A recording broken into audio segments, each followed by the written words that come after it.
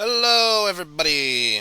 It is Sunday, roughly about half an hour past what I would normally stream at. That's a funny phrase to say. When I would normally stream. It seems like nowadays it's just whenever the fuck I want to. I should really get back to the normal schedule. That is neither here nor there. What we are here to talk about is Megaman Zero 4. Now, my champion, rest well this night, for tomorrow you sail for the kingdom of Daggerfall.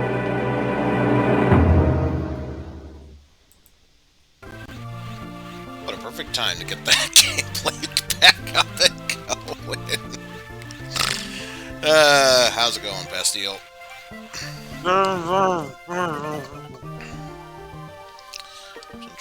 What was the last one? You! Right, because you were such an annoying asshole. Voice-wise, I wanted to save you for last.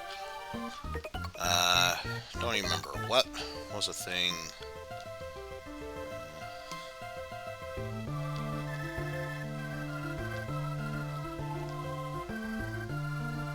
Interfered with security. So, in other words, no. Change weather. There we go.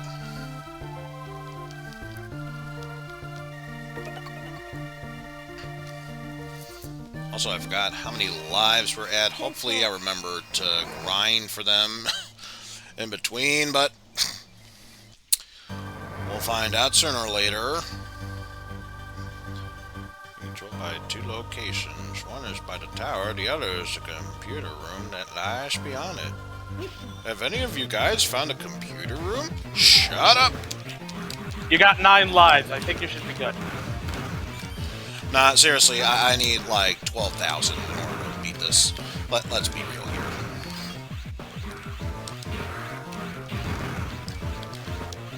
I was gonna say, let me pick up the damn thing already.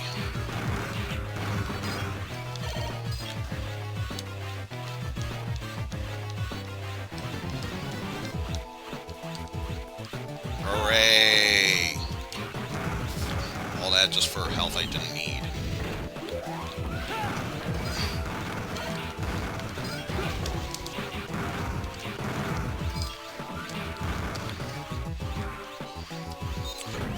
Anyway, moving onward from here.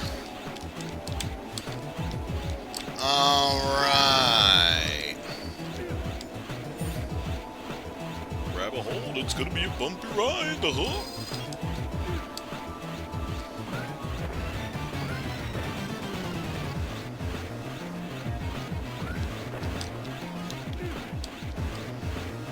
Bumpy ride, more like bumpy die.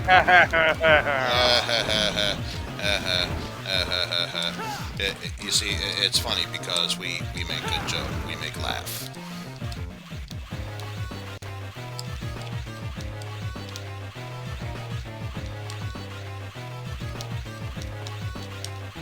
Ah, jeez. Don't know how I managed to pull it off, but whatever.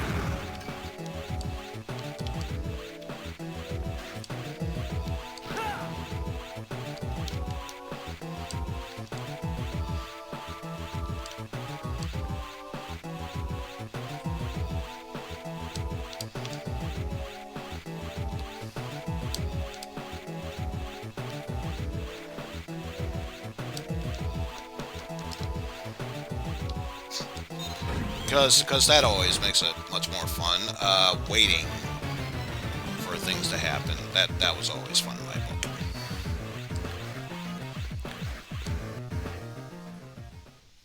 Mid-boss, if I had to guess. There's a control tower. Can't straight out destroy it, but if you pull the key out. So in other words, it's basically saying use the glove.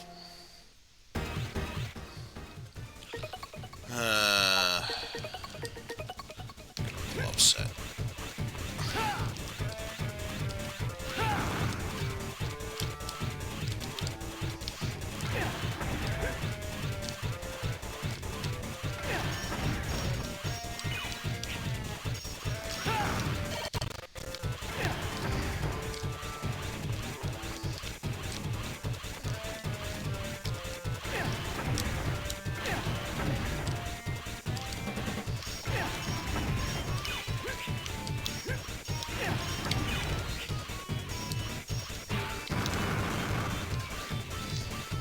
Stop it, you.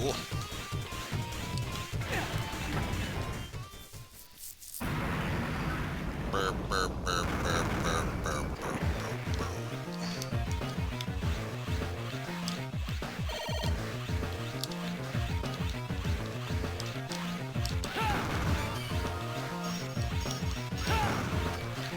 Apparently, found ourselves a secret. Don't know if there was anything else around here, but whatever. Game's just telling us to move forward, so why the hell not?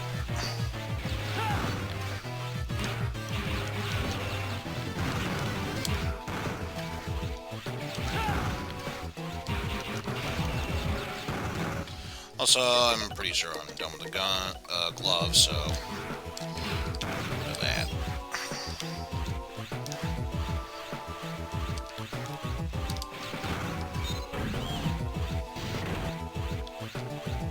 Yeah, that's fair.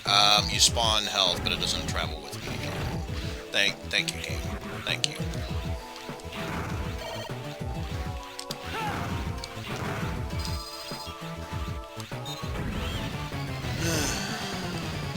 That.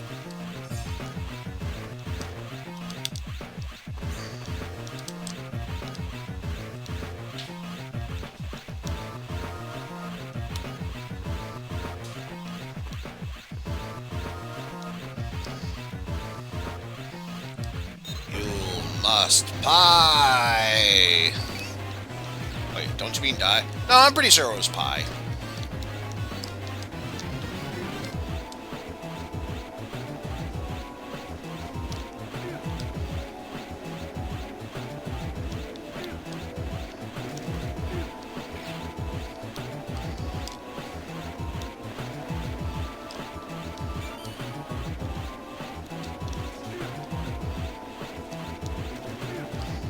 At this point, we've already established speed for rank means little nothing, so may as well take this as a chance to explore a bit.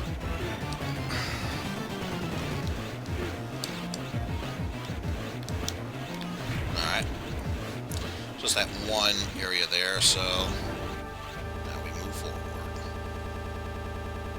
By which I mean shooting off our minigun, a set on it.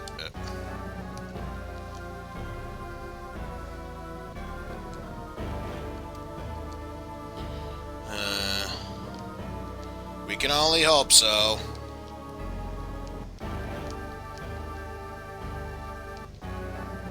The virus program, what?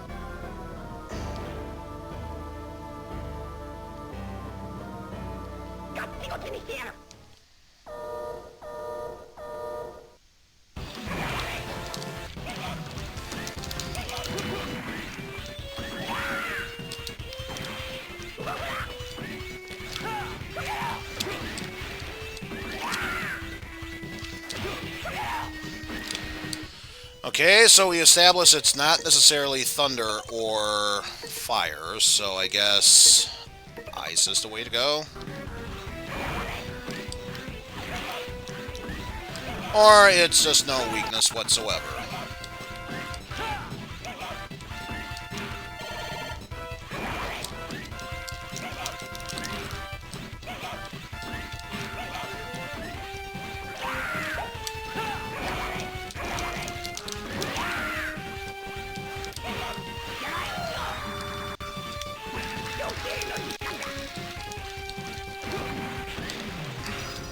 Oh man, I can't believe he tried to kill me with Zawadadol. Not that it matters, because I've beaten you.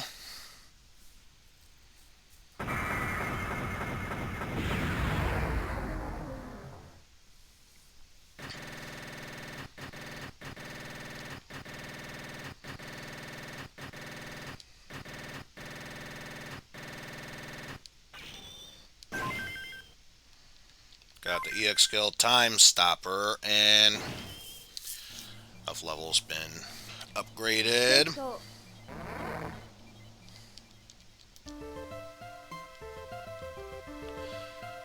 Something about the Lonely Ghost Town. Even if we win this battle, let's go for this between them and humans. Must do what we can for everyone's future. All missions complete. Zero. Situation is normaling. I didn't even see what that last word was, but whatever.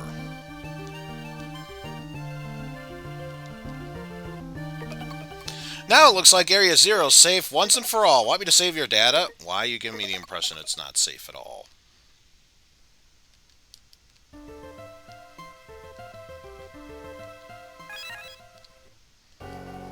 Receiving a word from the Resistance base. Opening the channel. Seal. Zero. It's terrible. The base radar has detected a large energy signature. Signature is coming from outer space. Space? Well, of course, it's the one place that still hasn't been corrupted yet by capitalism.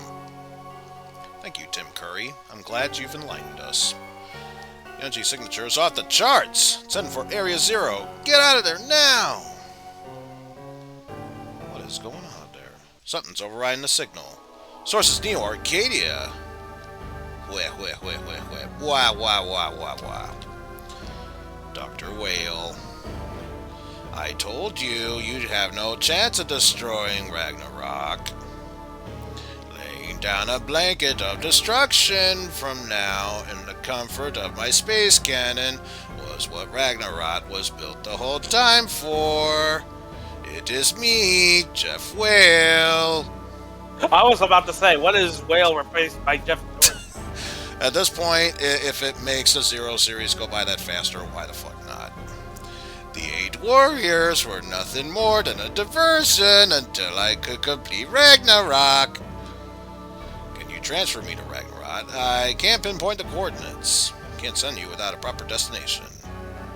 Your confusion thrills me to no end. You pathetic insects crawling around, getting excited about your precious nature. I wish to hear you scream as you meet your doom. One that's doomed is you. How dare you! That voice is craft? Destroyed Ragnarok's remote control system. No longer your dog to yank around by the chain. Now I control Ragnarok. Your space cannon's no longer pointed at Area Zero. It's pointed at you in Neo Arcadia. Seduced by the sweet words of a woman. Unbelievable. You do realize how many humans and Reploids are living under my control. Are you saying I should play the loyal Reploid and follow you? Not doing, not thinking. Just waiting at your beck and call. Please don't refer to Mighty Number 9. I think that possibly might even be worse than this, and I know what to do in Mighty Number 9. And are you condoning the destruction of nature, struggling just to survive? I will not let you take control. I fought for too long and too hard for humanity to let you do all this. I will change the world. So you're going to attack Neo Arcadia instead? There's still humans and Reploids there. Resistance base, come in. Come. See. Communication restored. Seal, come in. Get everyone in the Resistance over to Neo Arcadia. Get the humans and Reploids out of there, even if you have to force them out. Try and save as many as you can. Too many have already seen enough suffering. Understood. I will relay your orders immediately. Preparations for transfer to Ragnarok complete. Since the coordinates are based off of Kraft's signal, this will be a forced transfer. Also, your position will be somewhat removed from Kraft's in the control room. Alright, just transfer me. Seal, don't give up hope. Zero. And again, forced transfer.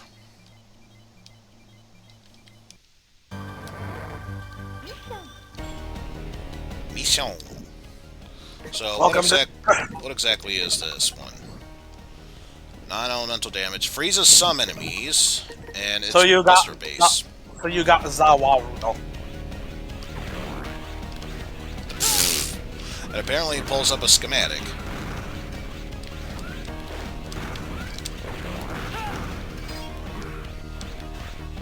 Also, don't think for a brief moment I didn't notice something up there.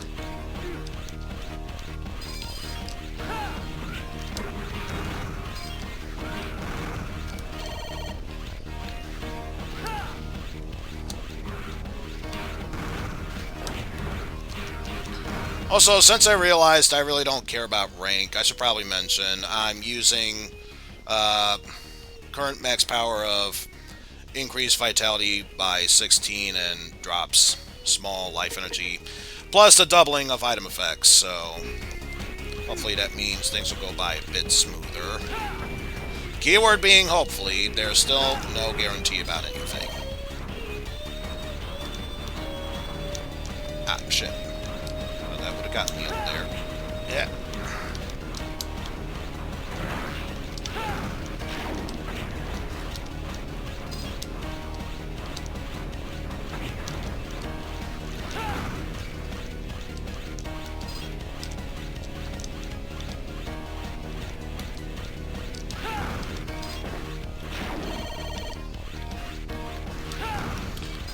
I was gonna say, don't tell me I picked that up just to make sure I was gonna die, but that's fine. Ow.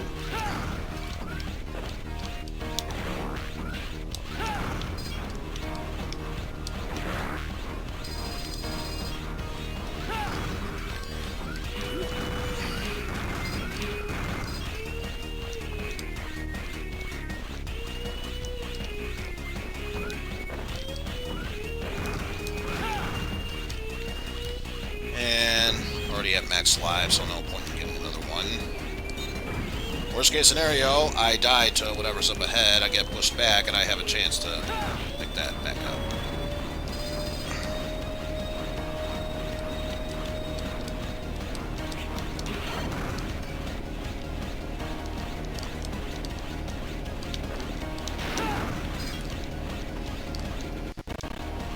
Yeah. Chugging along as always.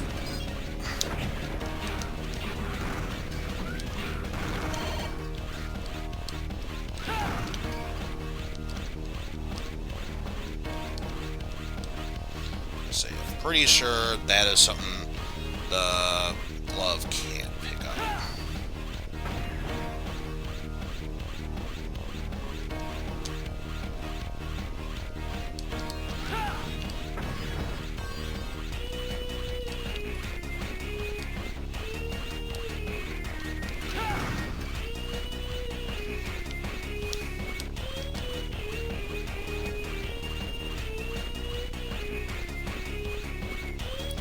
And this next pass.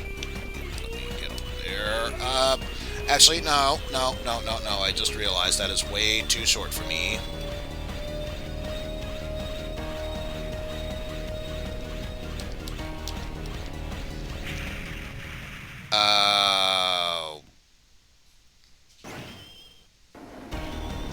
Wait. How would you...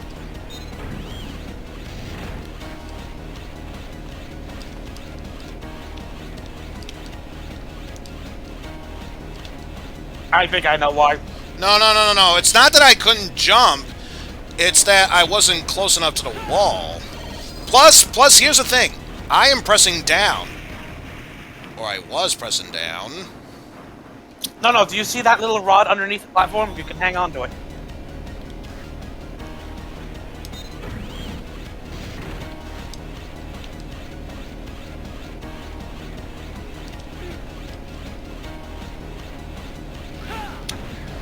You know, it would have been helpful if this game had like a mini tutorial to let you know about these sort of things. Since I didn't know about it, how was I supposed to know that was a possibility?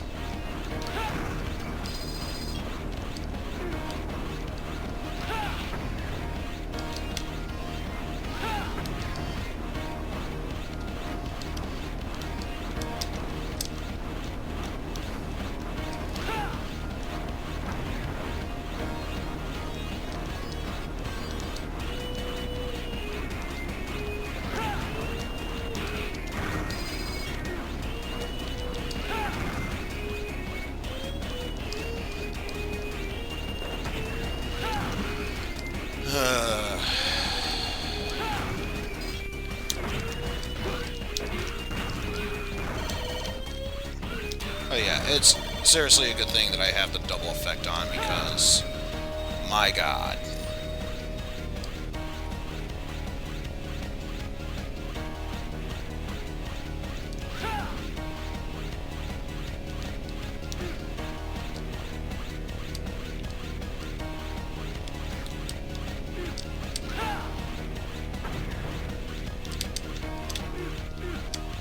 so I can drop down on them. Whatever. Using that to my advantage.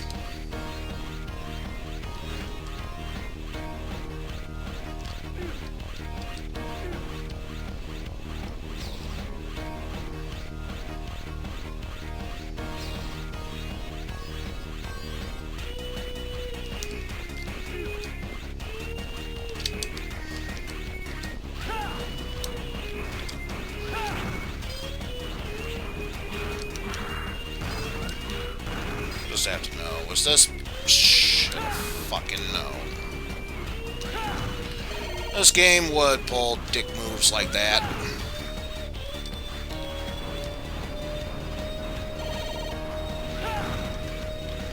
You know what? 1 pixel of health. I'll be fine.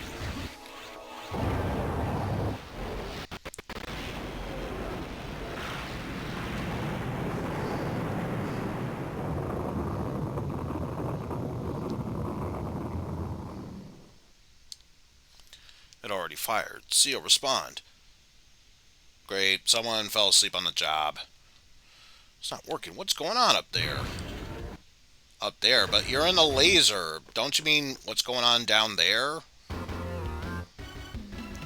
Zero. What are you doing here? I won't let you fire it again. You were after Wheel, weren't you? It's charging up for a second shot. This will change the world and the people in it.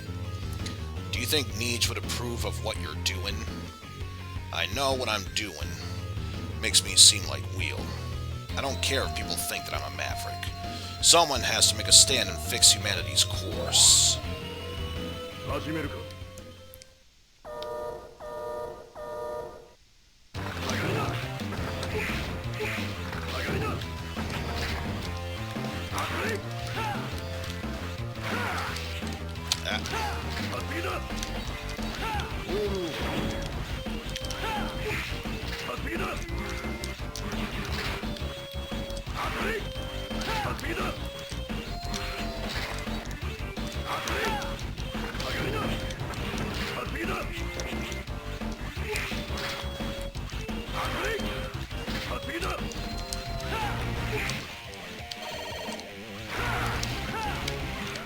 Oh yeah, thanks to, I was gonna say, thanks to double jump, I should be fine.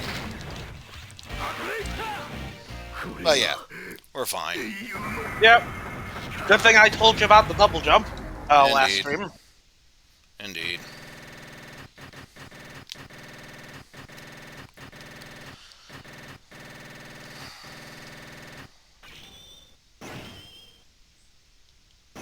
Aw, no upgrade in levels. Boo. We're only Reploids assigned for war. It's not our place to change the world. That's up to humans like Seal and Neej. As Reploids, we can only lend strength to those that we trust. Trust? And just who should I be trusting? The humans that do nothing while their world falls apart? The humans that fear us, their own creations? Or the humans that try to conquer the world? We fight each other for them? This world screams out in pain for them. Why should I trust anyone? How can you trust them? How can you fight? I made a promise to a friend, and I intend to keep it. To someone who believed harmony between both humanity and Reploid was possible. I trust that friend. And I trust the humans that friend trust. I see. Couldn't even bring myself to trust Neej, even though she has always only told the truth. Gah. Craft. Leave my body here. I can no longer face Neej.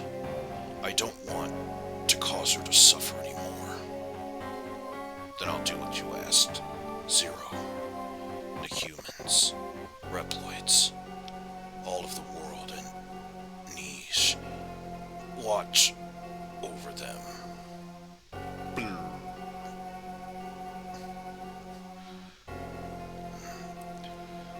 No matter what happens, I will never forget you, Neej. Deleting memory file!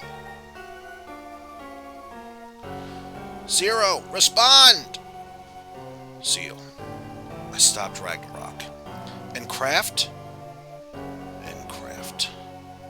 I'm sorry. I don't know what to say. You don't need to say anything. Mission complete. I'm heading back.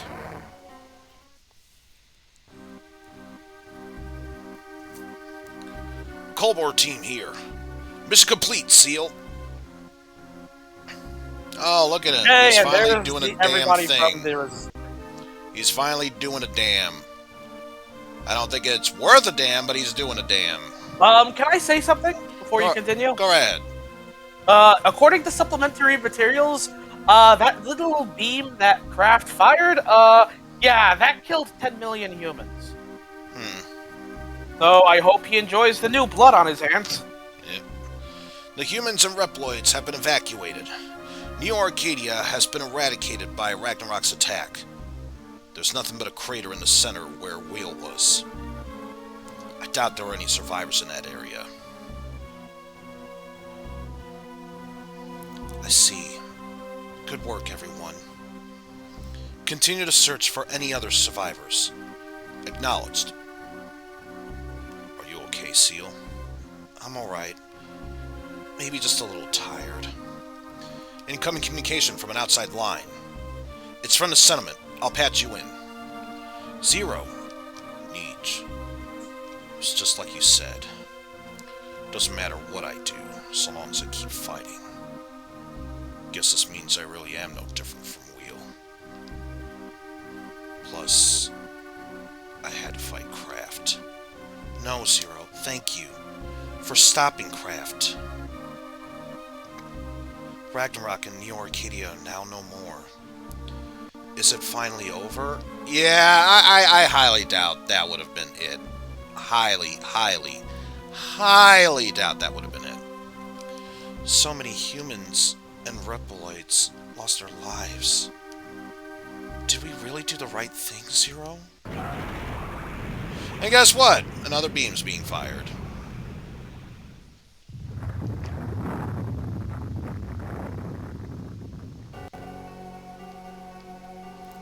What was that? It came from Ragnarok. It's still operational. But Wheel and Kraft are gone. Who could be controlling it? Operator, send me back to Ragnarok. I can't. Only the control room is connected. There's protection around the circuit to the center. And we can't transfer you from the access port in the trailer. Ragnarok's accelerating. And it's headed straight for... What's wrong? Area 0! Someone's trying to crash it! What? There's still some time before it touches down, but we can disable the circuit protection from here. Isn't there something we can do? Zero, Seal, are you okay? Neej, Ragnarok is... I know, I heard. I'm sending over some coordinates. You might be able to reach Ragnarok with these. Where did these go? Straight to the teleporter base in Neo Arcadia. It was originally designed to transfer troops. It might have just enough power to get you over to Ragnarok. Coordinates received for the settlement. Inputting now. Zero. If this is really our only chance, then it's the one I have to take. When is the teleporter base? No, not yet. Alright, I'll add it to the map. Oh man, millions of people are gonna die! We should do something! Anyway, I wonder how everyone else is doing. Yeah, this is the last chance. And let me guess. Yep, not even remotely close.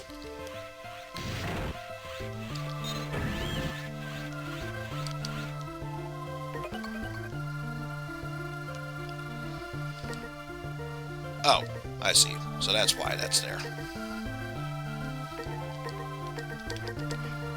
But yes, I believe Area 0 is the best way I can grind for lives again. Nothing else, I just need 2 more. Yeah, might as well get some crystals here. Especially since it's a place to gather crystals, why not?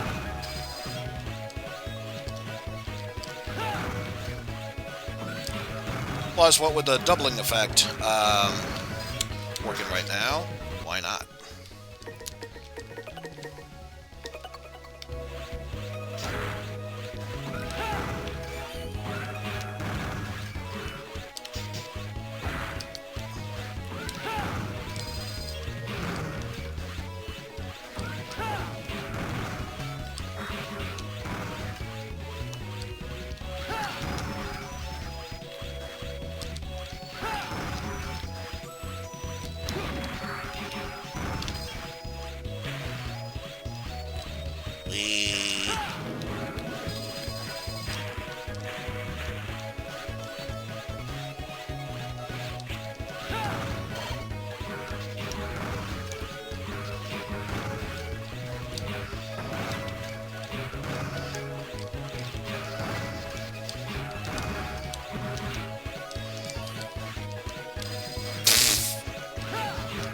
Meanwhile, that telebomb was like, I have to go now. My planet needs me.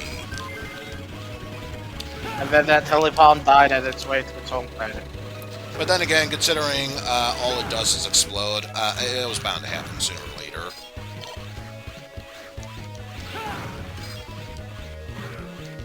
So it was really a matter of not will it explode, but when.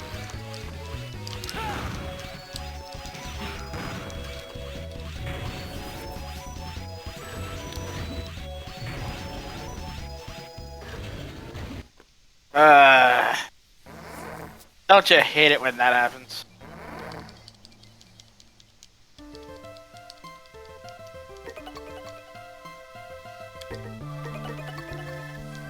Yep. 聖書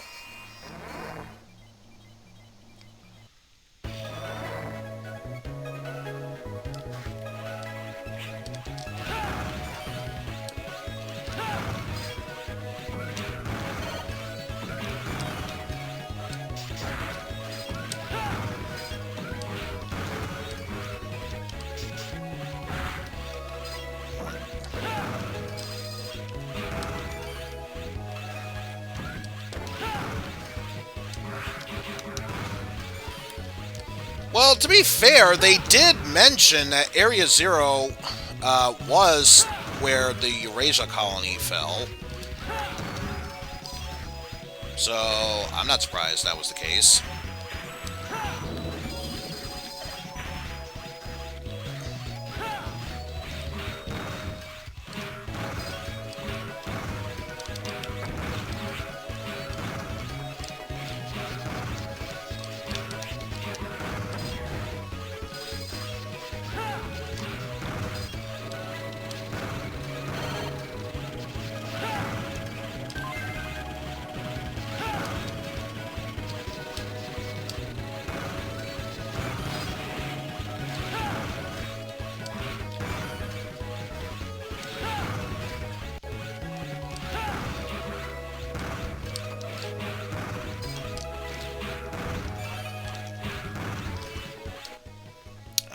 Yeah, not even close. If I was like 1,000 away, I would have probably been like, let's grind out a few more energy crystals. But since it's like 1,500, it's not worth it. So first things first.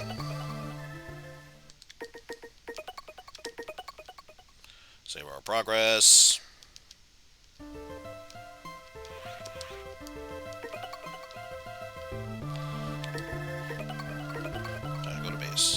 Put in the coordinates for the teleporter base. Begin the mission. It's why I chose it. 聖書 Transfer. Please come back to us. In order to send the transporter coordinates, you're going to have to disable the base's protection. You can disable it by pulling all the switches at the end of each of the hallways. So, once again, it's another one of these scenarios.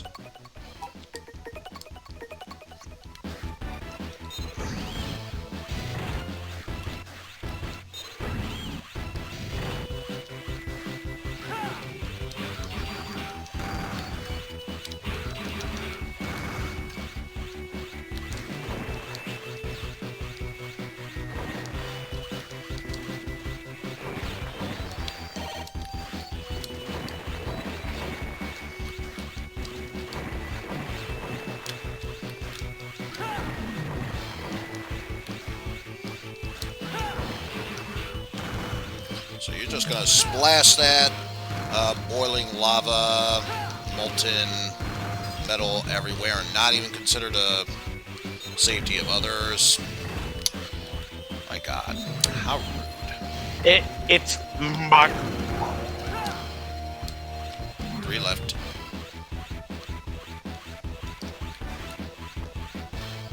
Oh my God. After that conversation of 3 left, I was expecting, okay, transfer me back to the starter level. No, of course not.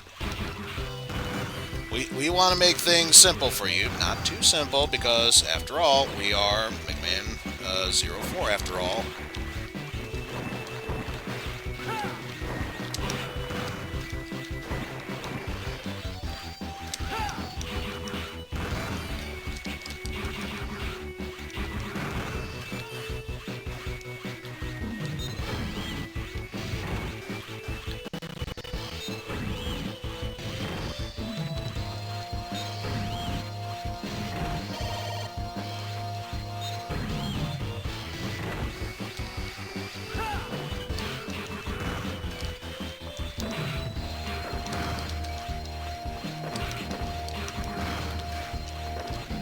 Or here's a thought of, what would make it that much better. Um, let's just say, sure, it forces you to go back, but let's just say if you want to try and speed this up, it gives you the option to warp back. How about that? I think I know why they want you to go back. And it becomes apparent once you pull all 4 switches.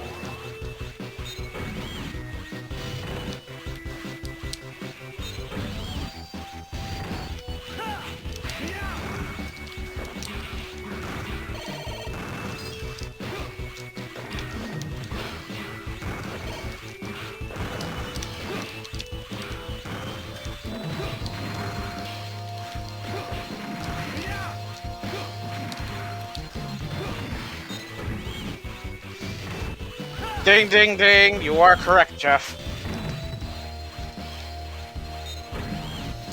I'm going to save the bottom path for last. Try and work clockwise, as it were. Also, I noticed you took away the 10k options on the. Yes, I have. Guessing those are the old RDD Nero stuff. Yes and no. That's been away for quite a while. It was mainly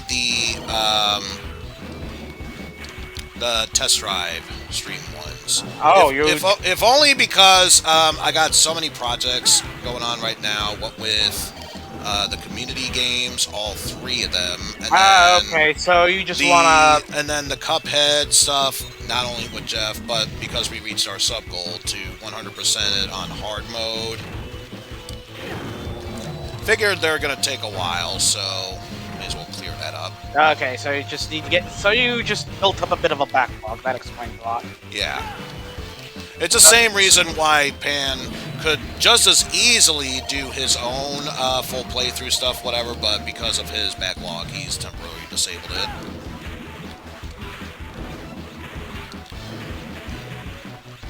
Besides, I get the feeling when I get those final 14 followers, that's going to open up the Final Fantasy retrospective, and, well, if you've been watching Pan streams of that, you know that's going to be anything but short and simple.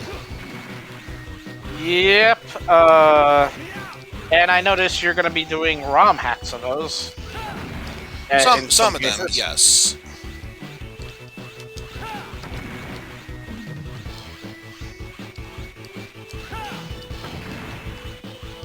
Is Valkyrie Profile 2 on his backlog? I do not know. Don't know.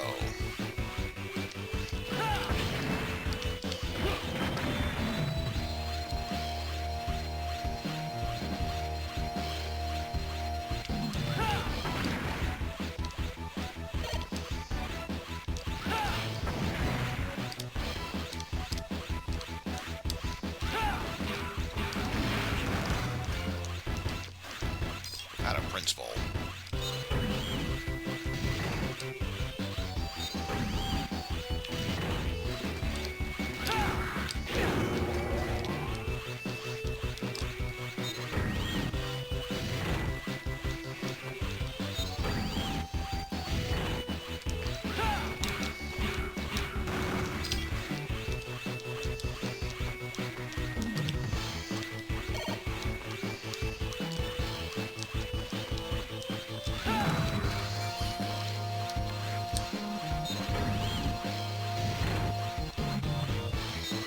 Yeah, because I know one time I tried to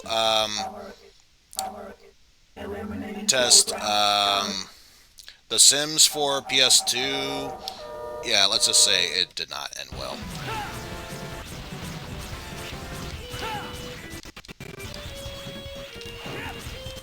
Oh, it might help if I switch back to this.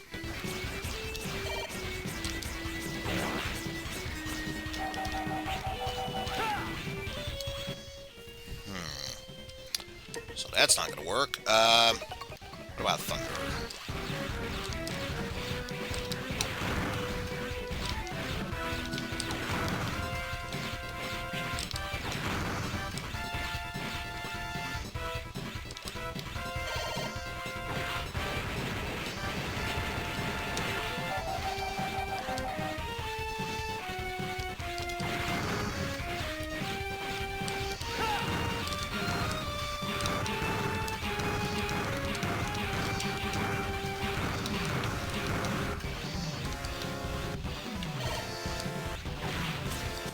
No, don't think that's gonna work. Let's try fire. Nope. What about ice?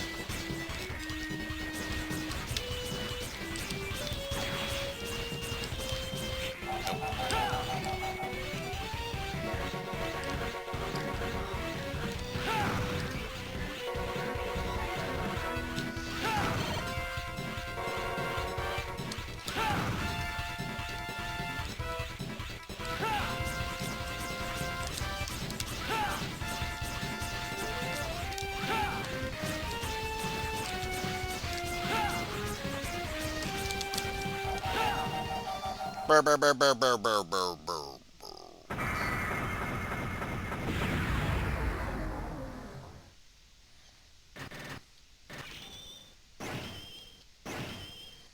Supreme Edgelord. Inputting coordinates. Done. Now you can reach Ragnarok so you can get back here ASAP.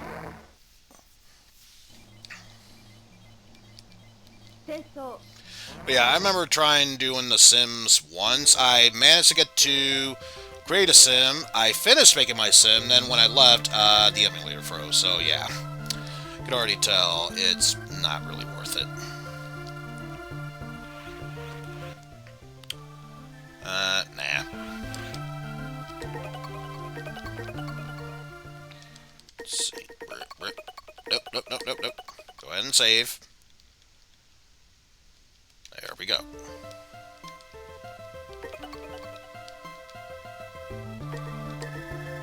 Back to the teleport circuit.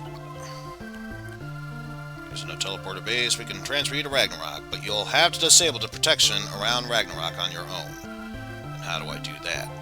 I can help there. Whenever we transfer you somewhere, you transform into a program data and send you over a circuit. I can modify the transfer program to allow you to move freely inside the circuit. It superimposes visuals on the circuit, so that way you can tell what's going on. That way you can navigate from the teleporter base to Ragnarok via something akin to cyberspace. If you head towards the end of the circuit, you should be able to disable the program protection. With that out of the way, you should be able to finish transferring over. So to get all that, okay, good luck!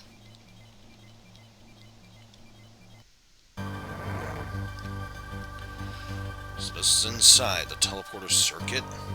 Looks a lot like cyberspace. Zero, come in! The circuit leads to Ragnarok. It looks like the enemy's there too. Destroy the protection program up ahead.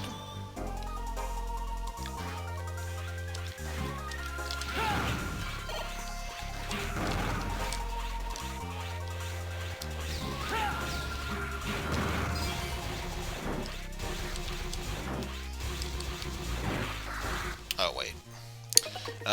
In your case, rip. Where's thunder? There we are. Damn.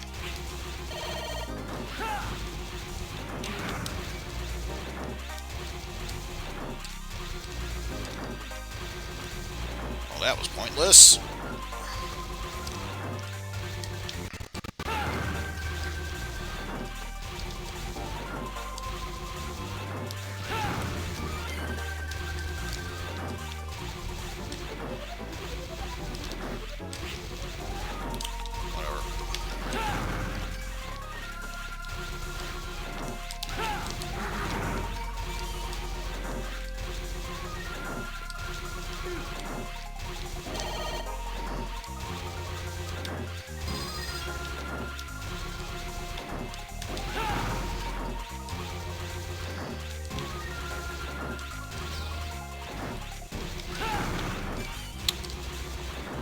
I get the feeling there is something quite ominous about what is going on down there.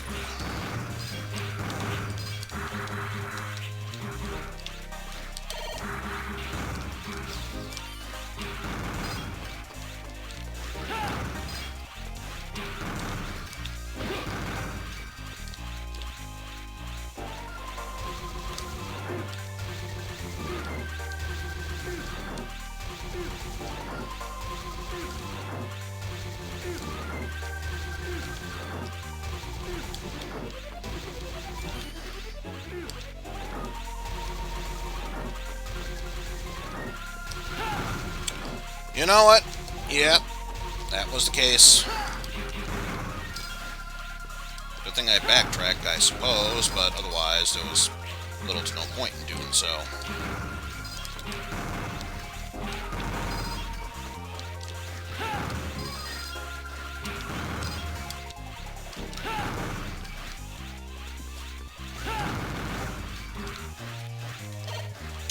Wow, it actually remembered it was there. But I thought it would disappear.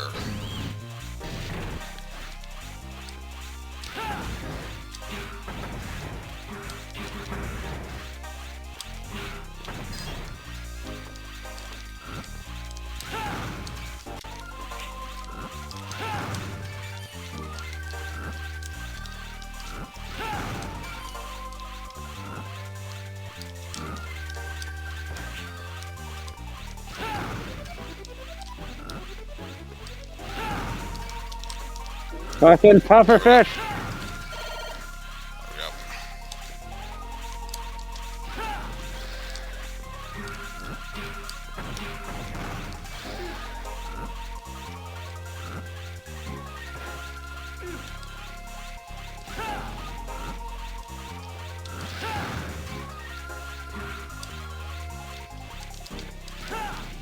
Damn! Damn slash, I was trying to jump down. Or press down and jump.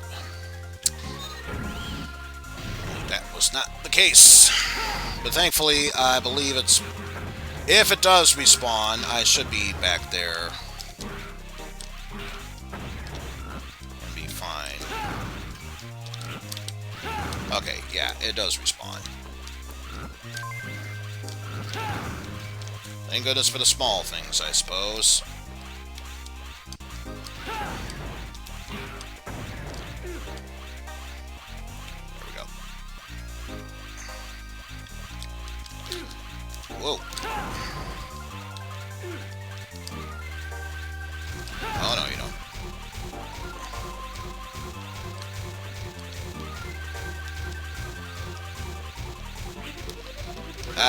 Yeah.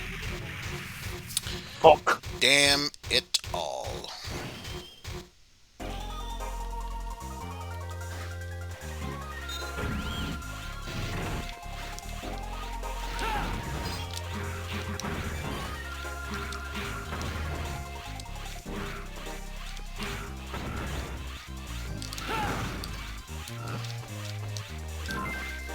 There we go.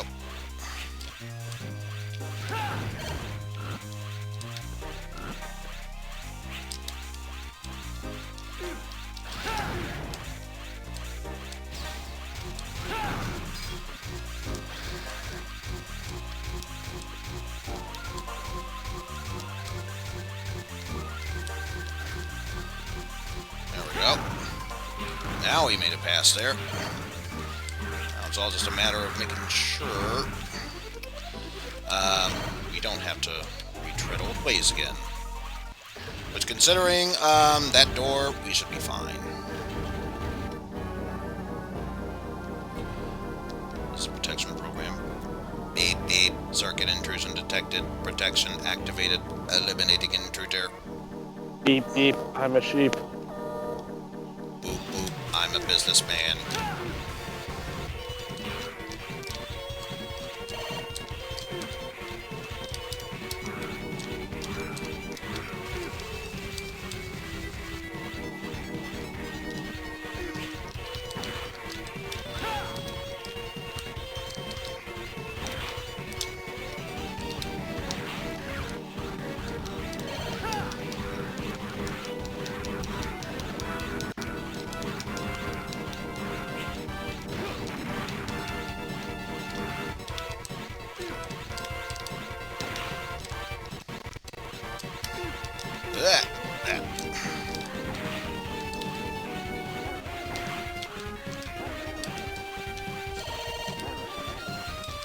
Okay, not gonna lie, I'm surprised I was able to get that first try.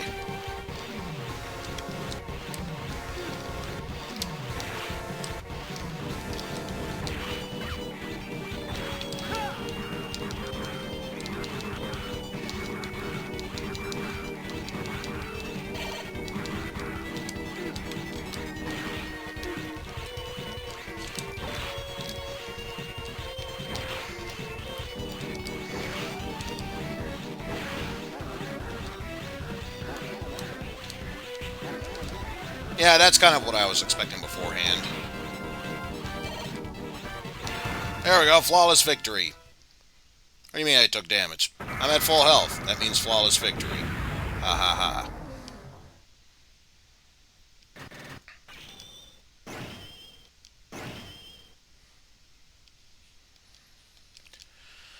Nexon's been disabled. You can head to Ragnarok at any time now. Zero, hurry back!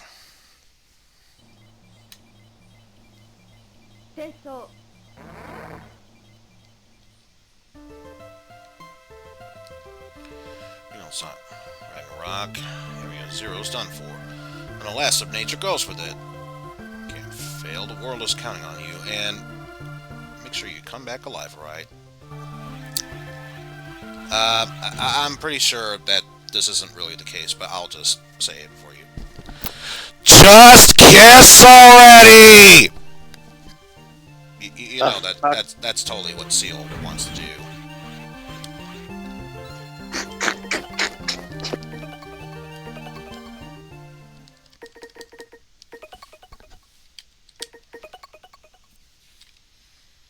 I mean, it's already been established, thanks to Futurama. Just become a robosexual already. For fuck's sake. It's finally time for Ragnarok. Transfer you inside. Try to find a way to disable Ragnarok's core without destroying it. If the core is destroyed, Ragnarok may break apart. Both Wheel and Craft are gone. So who could still be running Ragnarok? Zero, I have a bad feeling about all this. Just be careful, okay? Alright. How much you want to bet? Wheel was never in Neo Arcadia. I'm just going to say it right here and now. Wheel was never in Neo Arcadia. He was always inside Ragnarok. It's good. Ragnarok is speeding up. You can halt the core now. You still might be able to stop it. Hurry!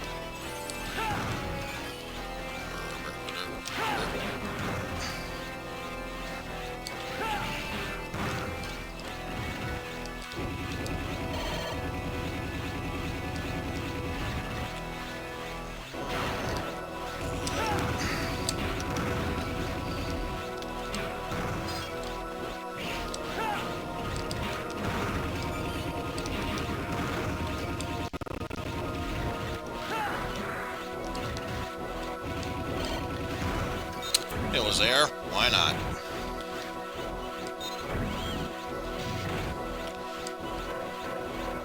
Oh boy, it's boss time. rush time.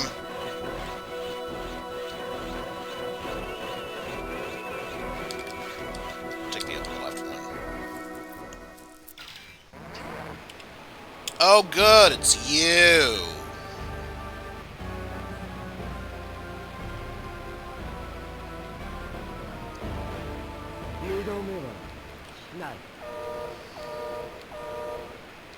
Yep, and guess what? And I During the know. boss fight, the weather will always be against you.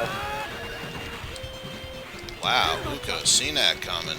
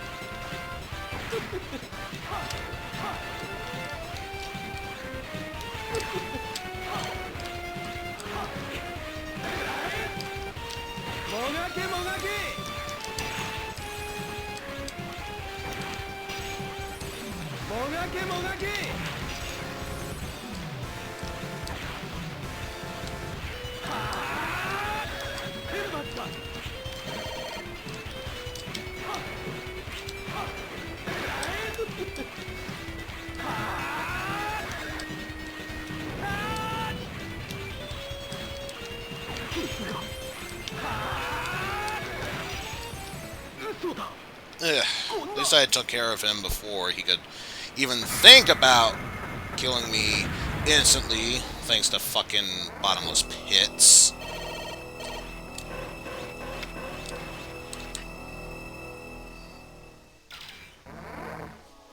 Oh great, it's you again.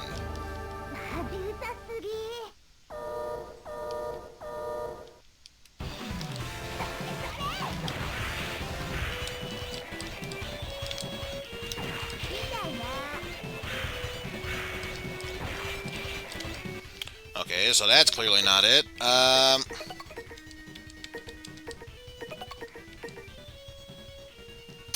No, Obviously that's fire, so...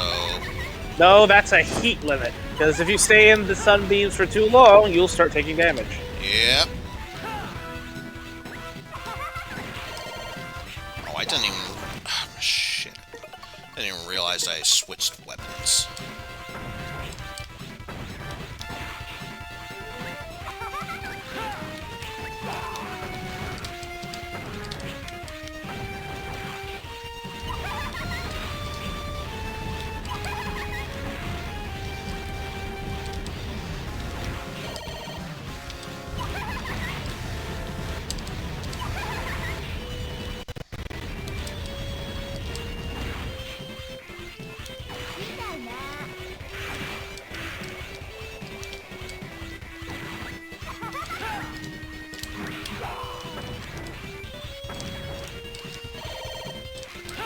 Flawless victory.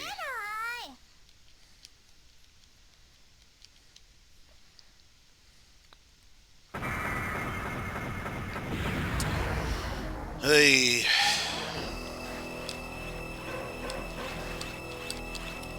Anyway, next one.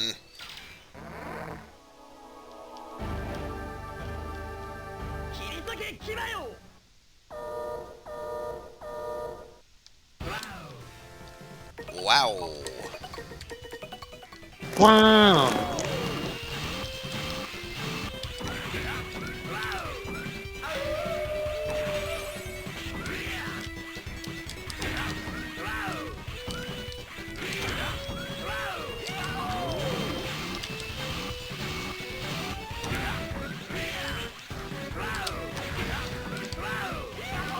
Yeah, I'm sorry, but John Talbane, you are not.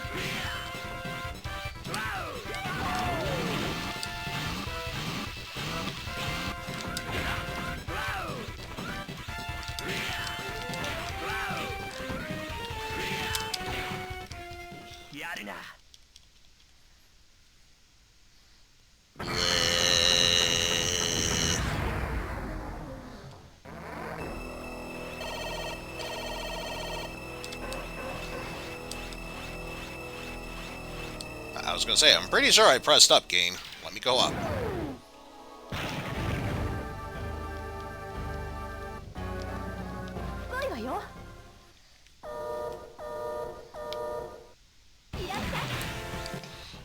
Not that.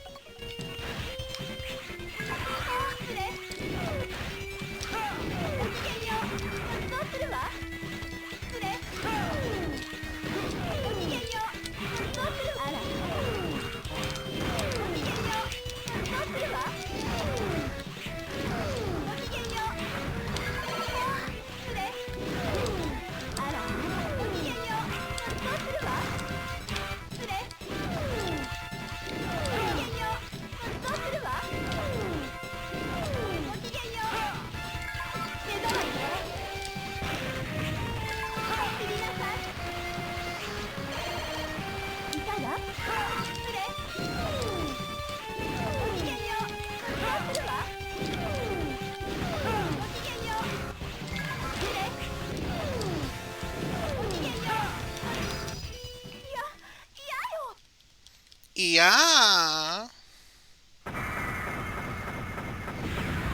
Because clearly this boss reminds me of someone who's in a Japanese kimono and her obi is getting unwrapped so fast that she's spinning frantically. Yeah. Oh, hey, it's this asshole. Oh, it's you. Hi. Go away.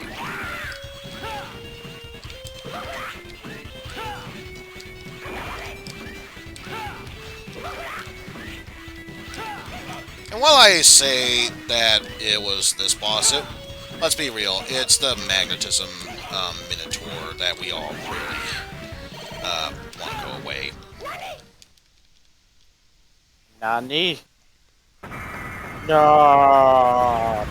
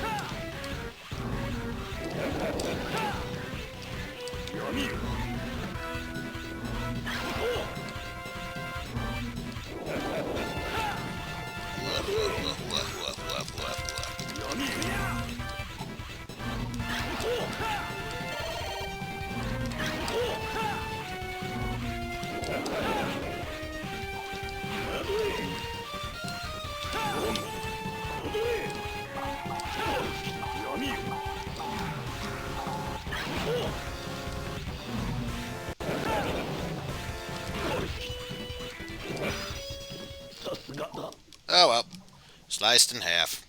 Who wants calamari for dinner?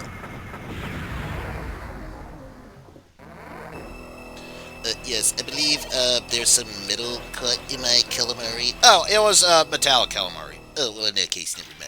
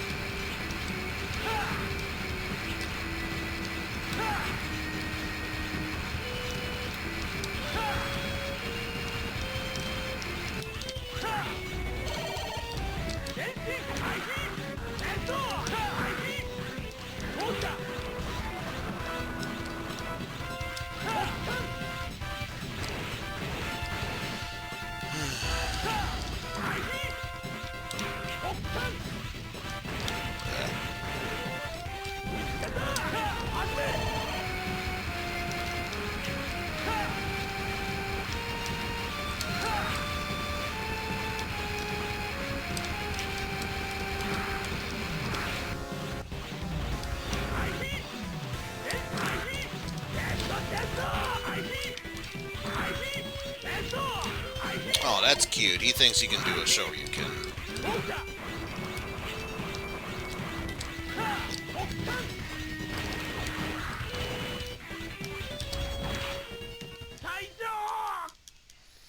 So much for that, a-hole.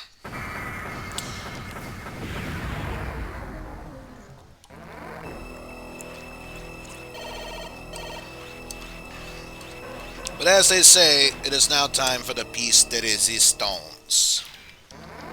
Which is, of course, this asshole.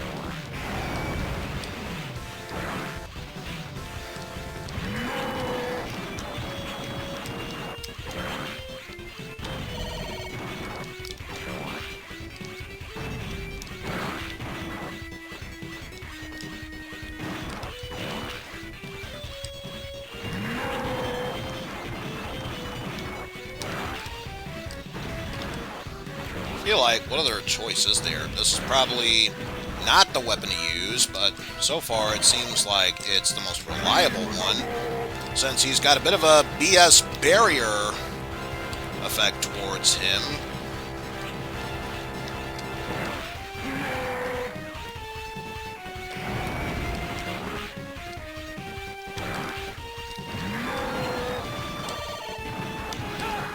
Oh well.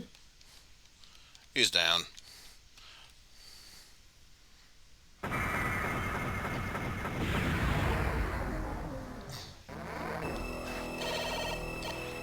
And let me just make sure. We're good.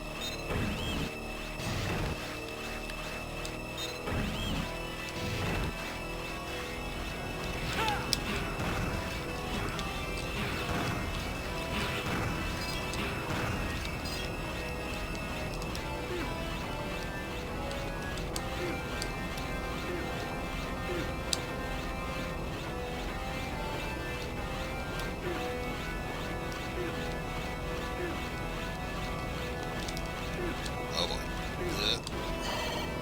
Ah! Damn you, item that actually ruined my concentration. Ah.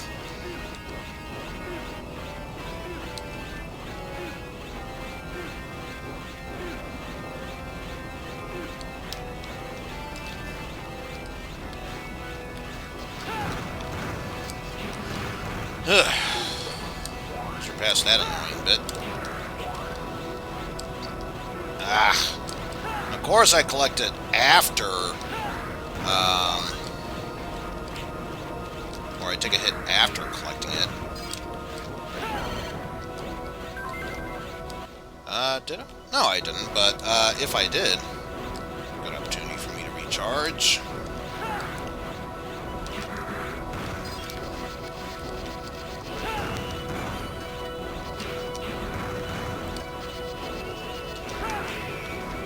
Damn it.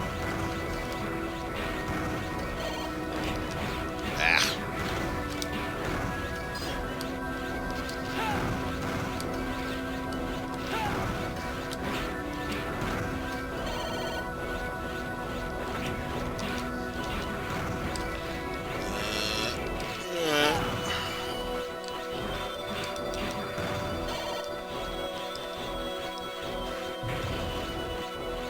Alright. Moment of truth. Who's the one behind all of this?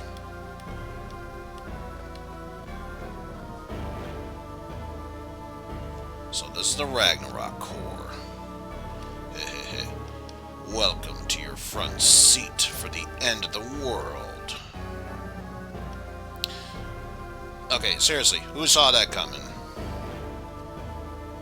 How'd you survive that attack? Oh, he was a robber all along. Survived? That's easy. Because I can't die. What happened to you? Did my mechanical body surprise you? Did you think that I was a Reploid and you could fight me? I'm sorry to disappoint you, but I'm pure human. Even with a body that looks like this. How? When the Dark Elf took control of the Reploids and destroyed the Mavericks in the Elf Wars, the human of the time modded me. They transferred all of my memories to program data, and switched my body for this armor with the power to rejuvenate me. Do you have any idea what that means? I can't age, and wounds heal more quickly than normal. After the war, I was cursed to live an eternity in a world without light or nature. The humans expelled me from New Arcadia. Justice, freedom, worthless ideals. You Reploids are just machines. But you started a war a long time ago in the name of freedom. And humans, look what they did to me. Driving me away while spouting the word justice. Zero, would you insist on saving them? Controlling the Reploids is nothing. The destruction of all mankind is only fleeting. Not quite alive, not quite dead, forever by my side. I'll make you suffer a fate far greater than anything ever experienced before.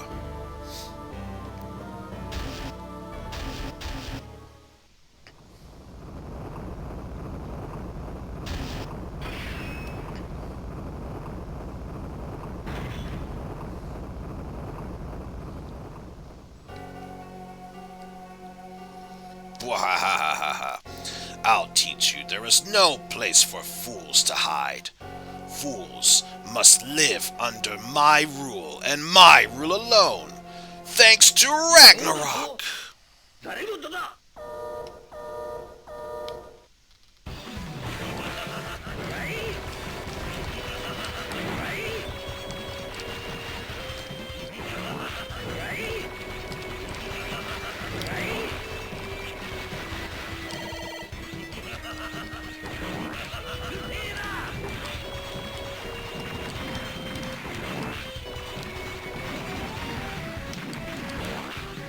Okay, but why?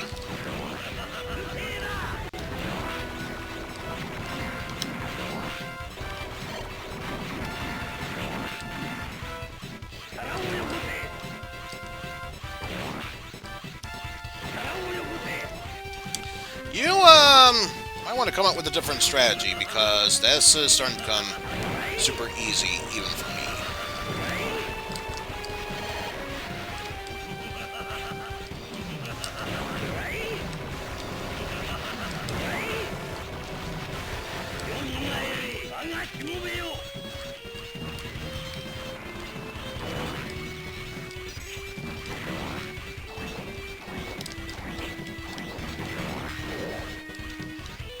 Oh, hey, That's odd. these assholes.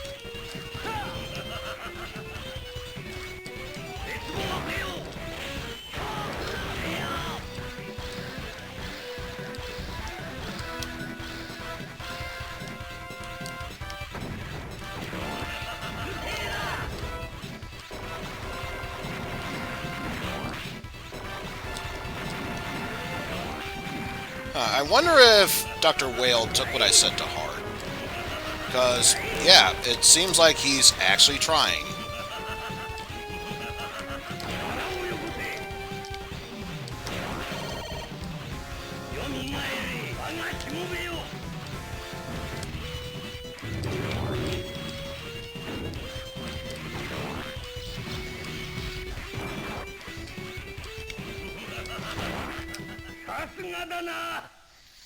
Oh well. Wasn't too concerned about that first form. Because knowing this game, there would be multiple forms.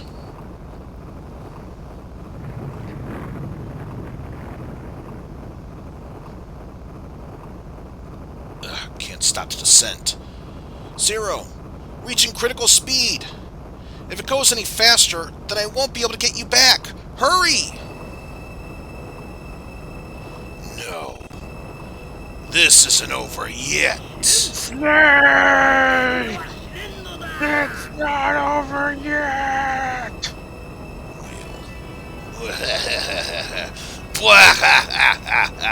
I told you I can't die. Now nothing and nobody can stop Ragnarok now. Zero, there's no time. Get back here. No, there is a way. If I destroy Wheel's core, then the explosion will take Ragnarok out with it. If Ragnarok is blown apart, then it will no longer pose a threat. But what about you? Are you even capable of it? The Reploid hero, protecting justice and humanity. I am one of those humans you sworn to protect. Do you truly have it in you to defeat me?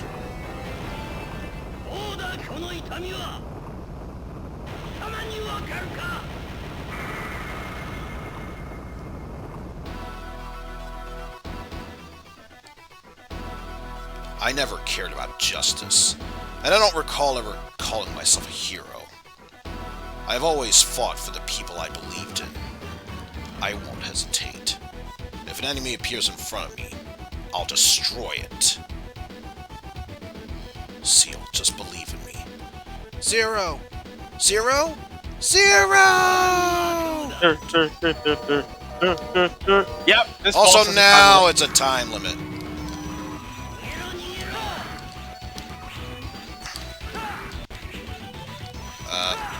Okay, but how?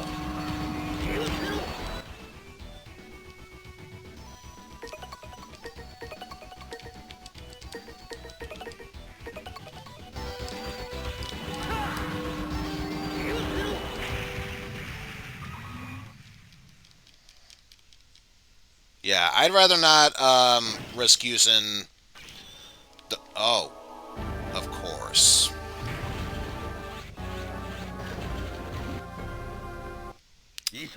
Should have known. Oh, great.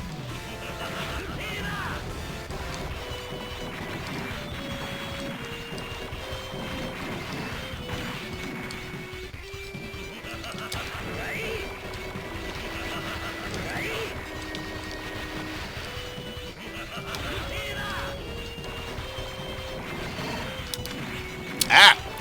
Damn it! Grabbing that item actually ruined my plan of how I was going to jump.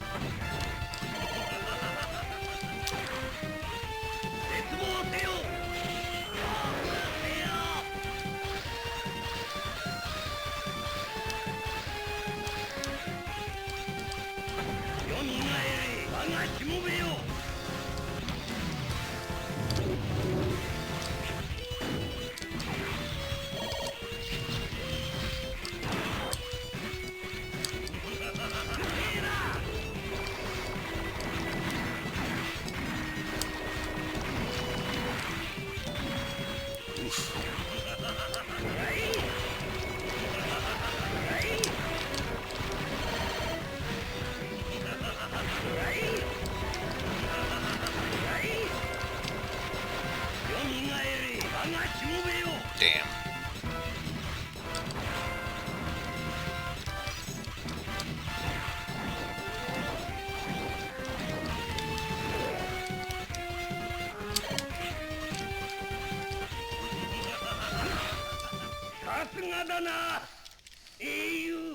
I was gonna say, let's just skip ahead.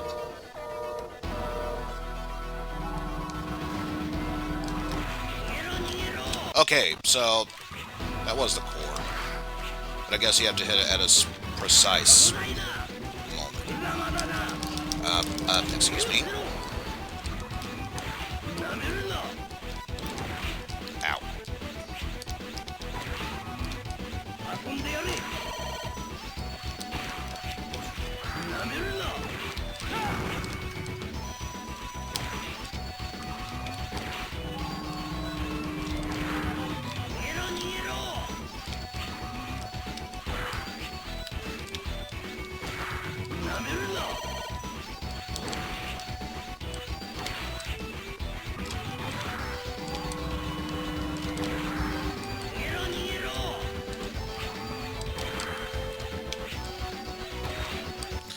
Okay, well now I know what to do.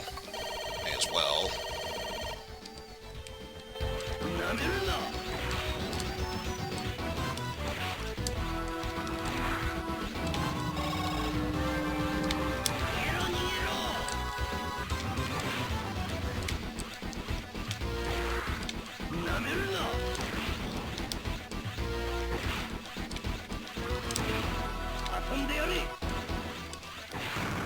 There we go.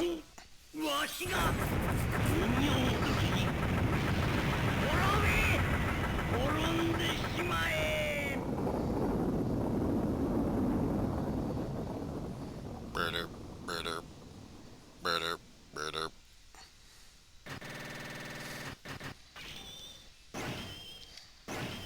It's over. Completed it with the rank of Sluggish Edgelord. Ragnarok is breaking apart.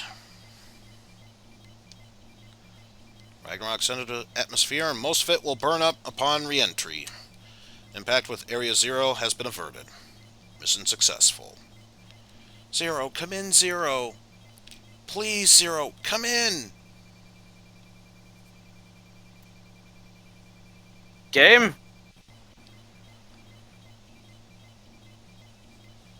There's no response from the receiver.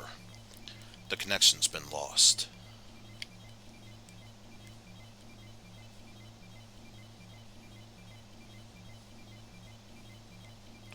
Seal.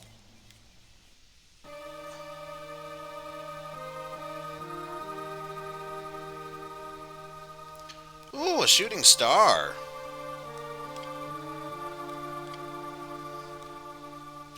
Wow, look, a lot of shooting stars.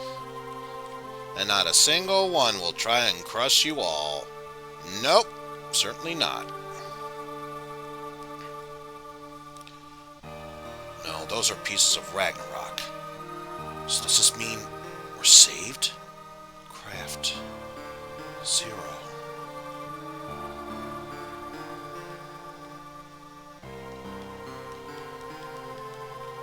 Did you manage to reach 0? Why 0? How could this happen? Even after saving all of us, and just when both the humans and Reploids were finally coming together. What do we do now?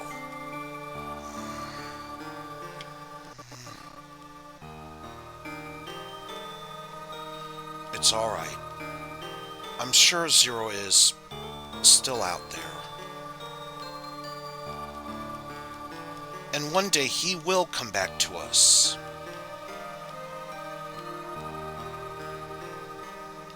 Seal.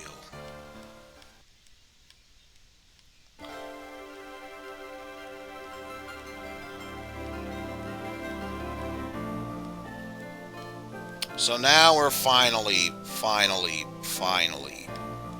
done with the 0 series. Yep. Which means next up is the ZX series.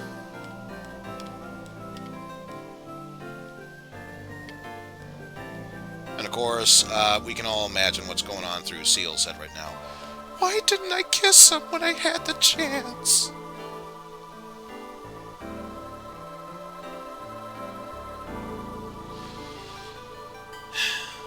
So, I guess if you have all the stuff that'll make 4 easier, it's not that bad.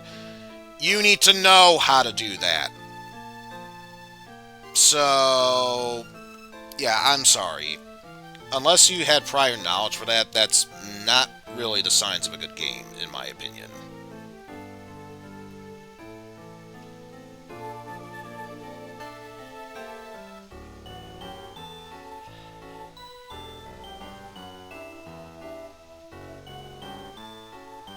Like, I almost feel tempted at some point in the future to retackle the original Mega Man Zero and see if I can go through the entirety of the Copy X fight without relying on save stating. And that's including not using any elves for that one, because I feel like that would have probably been much easier to do compared to the entirety of 4.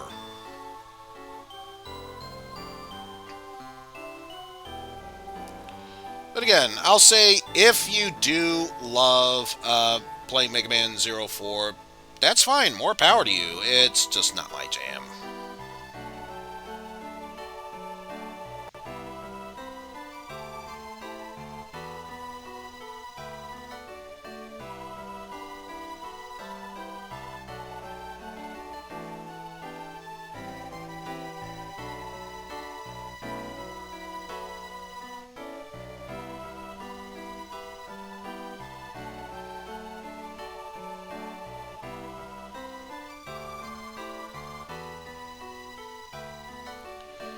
Zero, you believed in us. Now it's our turn to show you that your faith in us was not misplaced. Watch over us, Zero. I promise I'll make this world a better place. One where both humans and Reploids can walk hand in hand, living forever in peace. Just promise that you'll come back someday. I I believe in you.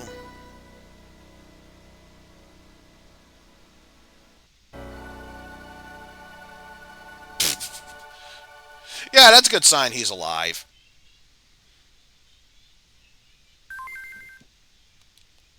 And with that, the Zero series is over. Guess I'll save it for what it's worth.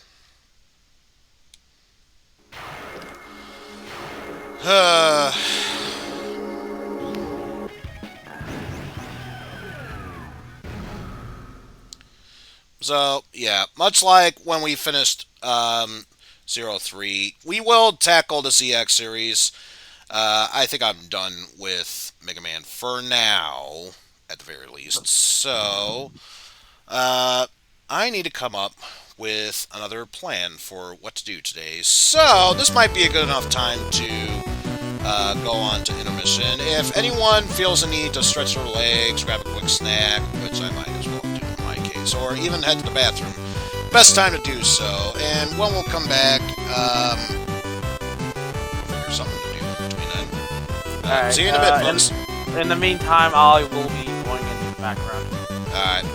Thanks for stopping by.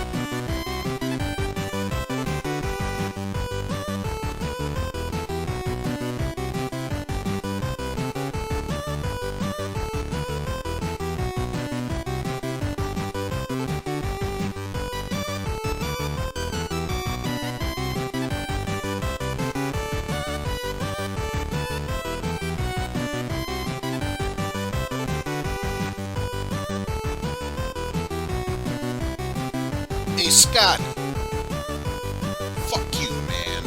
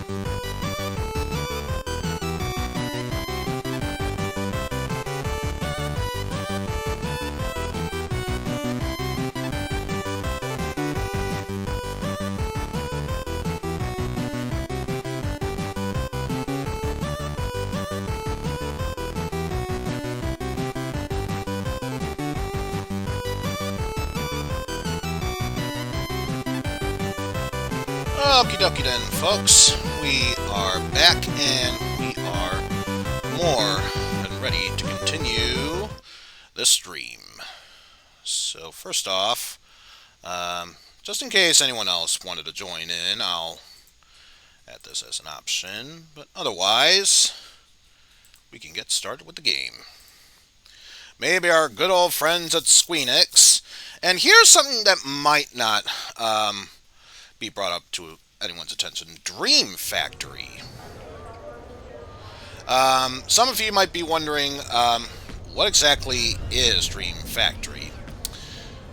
Well, let me just put it clearly for this one. There's one specific character that you look at, mainly this guy. If you were to get a good look at his face, you'd swear that he'd look like a combination of Jin Kazama and Heihachi Hishima, or Mishima, I should say. That's because, from what I can recall, Dream Factory is comprised of some former Namco employees. So, if some of the characters look like they came from Tekken, there's your answer.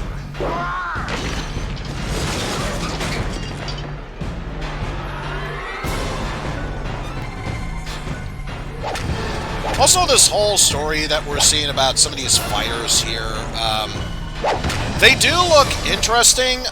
Here's the thing. We're not playing through arcade mode, so why do we care about them? But of course, if you were like me growing up, there was really one reason you bought this game. Because if you were a fan of Final Fantasy VII, and let's be real, who wasn't a fan of Final Fantasy? Let alone nowadays, fanboys and girls of Final Fantasy VII. You could play as some Final Fantasy VII characters, such as Cloud, Sephiroth, Tifa, Yuffie, Vincent, Zack, who's pretty much just a palette swap, like a hair color palette swap of Cloud. And he's technically not a Final Fantasy VII character, but I swear Django is based off of Red 13. But anyway, we're not here to talk about that. We're here to talk about brand new quest mode. Caution, once entering quest mode, you will not be able to return to the top menu and will lose all unsaved data on Ehrgeiz. We recommend you save Ehrgeiz data before making the selection. Yeah, we were going to do that to begin with. So what exactly is this quote-unquote brand new quest? Well, have any of you ever played Diablo? Imagine that, but Squeenix is behind this. And of course, there are two difficulties, normal mode and hard mode. Normal mode is the basic story mode. Hard mode is you play as one of the two playable characters in this game, Koji Masada or Claire Andrews. Maybe when we stream this next time, I'll show off a bit of that, but it's kind of hard to describe what's the difference between normal and hard mode unless I show off normal mode. And this is going to be interesting. There's a light bit of voice acting here, all Japanese, but we do get some subtitles, so enjoy. Far before the beginning of recorded history, in an age that's said to be the beginning of everything, a civilization far more advanced than we could have ever imagined inhabited this land. However, there are only a few scholars in this world who believe this to be true. Then you must be one of those scholars, Professor.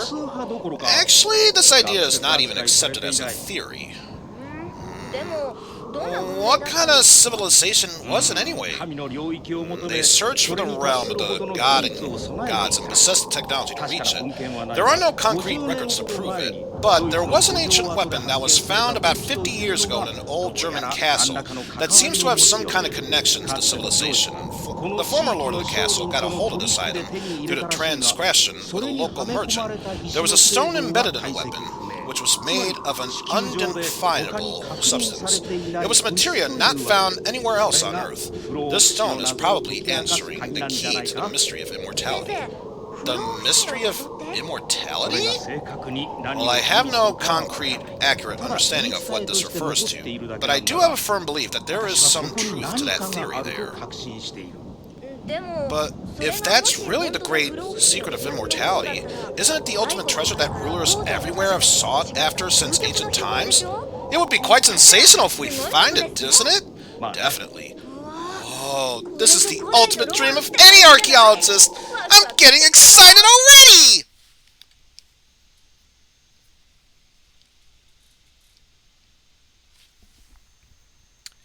And load times, let's never forget the load times. Wow, this castle sure is in great condition. For a ruin, I think it's relatively new.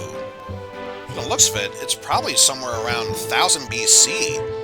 But the one we're looking for is supposed to be far older than any known ancient civilization, right?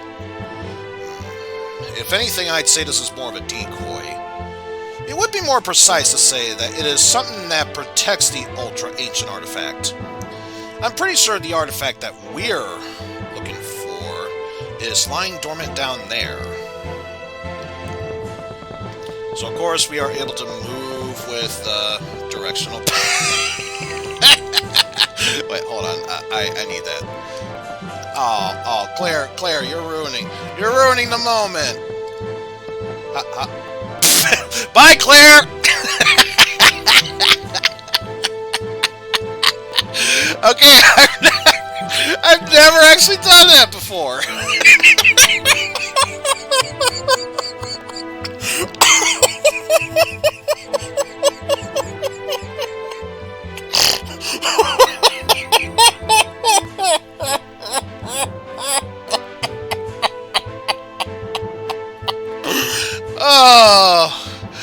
Oh, good lord. Oh, that was amazing. One thing that's interesting is that this does have analog mode. You have to actually activate analog mode for it to be possible. But yes, now we have 360 mode. Oh, there's Claire. She's right in the middle of the hall.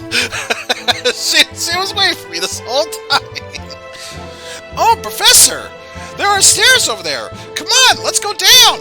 Also, why the hell did you make me jump down there without any help? Don't question it. Just don't question it.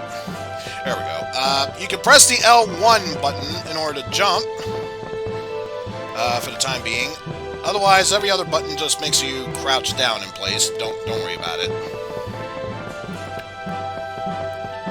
I was gonna say, here we go. So now all we have to do is just go through this rapid path, and then we come to the light, and boom! We're in a hotel room.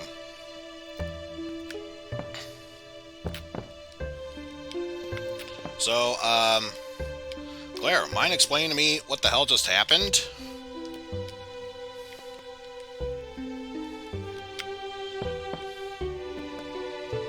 Oh well. Whatever. Let's head down the stairs as we get more load time. Oh, you've awakened. How do you feel? You and your companion were found unconscious on the outskirts of town. I took the liberty of bringing you to this hotel. It's been several years since we had any visitors. I guess you two are here for our Forsaken Dungeon. If you're here for the dungeon, then please use these. These are items left behind by a previous guest. A dagger, a leather shield, a fire and ice materia, and some magic stones. Granted, they're not much, but they're far better than nothing, so please don't forget to equip them. By which I mean the game's gonna do it automatically for us. Now then, allow me to explain some of the fundamentals of the dungeon survival to you. Basic attack is done by pressing the square button. Why breaking the fourth wall there? Don't question my authority. Anyway, you can punch and slash, or do whatever if you have a weapon equipped. Rapidly hitting the button does combos, while holding the button, then releasing it, allows you to perform special attacks. However, if you get hit while charging up your special weapon, your attack is cancelled. Hence, the timing is crucial. Oh yes, this is This is useless unless you have a weapon equipped. Not entirely true, but it almost defeats the purpose of charging a weapon if you don't have a weapon equipped. So I think that's what he was trying to say. I will now explain the use of magic. First, you have to hit the Start button in order to enter the status menu. Why did you yell just Then, equip the materia as basic magic or ultra magic. You could then use the magic by pressing the circle button, but that will only use the basic magic, the one you have equipped as basic magic, which in this case, I believe, it's set so fire is our current basic magic and ice as the ultra magic, or it could be vice versa. We'll know once we leave this menu. Holding the circle button down and then releasing it will allow you to use ultra magic, the one you have equipped. So basically, if he looks like he's ducking down, ready to throw an uppercut, he's still charging. And then if he looks like he's constipated, then you have it equipped, set for charging the ultra magic. For example, if you have the fire materia equipped as basic magic, okay, so here it's saying fire is equipped as basic magic, and you equip the ice magic as ultra magic. Simply pressing the circle button will launch a basic fire spell, while holding it down, then releasing it, will unleash a powerful blizzard. Exchanging the two materia will allow you to do a normal blizzard or a powerful fire. Constipated or straight boopin'? Yes. Similar to the physical attacks, if you get hit while storing up for an ultra magic, it will be cancelled. Please take caution when and where you use magic. Also, it seems to me that you're not a magician. Therefore, you'll have to use the magic stones, which store magic, to use magic. So, yeah, this is the interesting thing. Apparently, even if you weren't a magician in Final Fantasy VII, it still counted as you being able to use the materia as magic. Here, even if you were a master magician, no, you still need magic stones to cast them. So I guess you're sacrificing the stones to be using the power straight from those materials. I don't know. Anyway. Therefore, you have to use magic stones which store magic to use magic. A magic spell will cost 1 magic stone for 1 basic magic and 3 for 1 ultra magic. To avoid monstrous attack, press the R1 button. Normally, you use your right index finger to press it. Again, why are you breaking the fourth wall with this weird, hotel concierge? If you go without guarding for too long, you'll soon find yourself dead. So please be careful. Also, you can jump to avoid physical attacks and magical attacks, which again, I demonstrated by pressing the L1 button for that. They will be pressed by your left index finger. Stop breaking the fourth wall! If you press the L1 and square button together, you'll jump and do a special attack. You should try it out sometime. Basically what it means is it doesn't do any damage, but any surrounding monsters will temporarily be stunned. There is one other thing. If you guard and press the R1 button,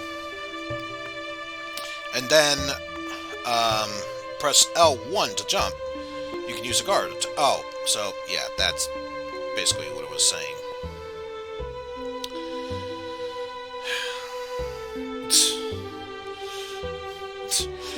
Yeah, hold on. Let me hold my control upside down.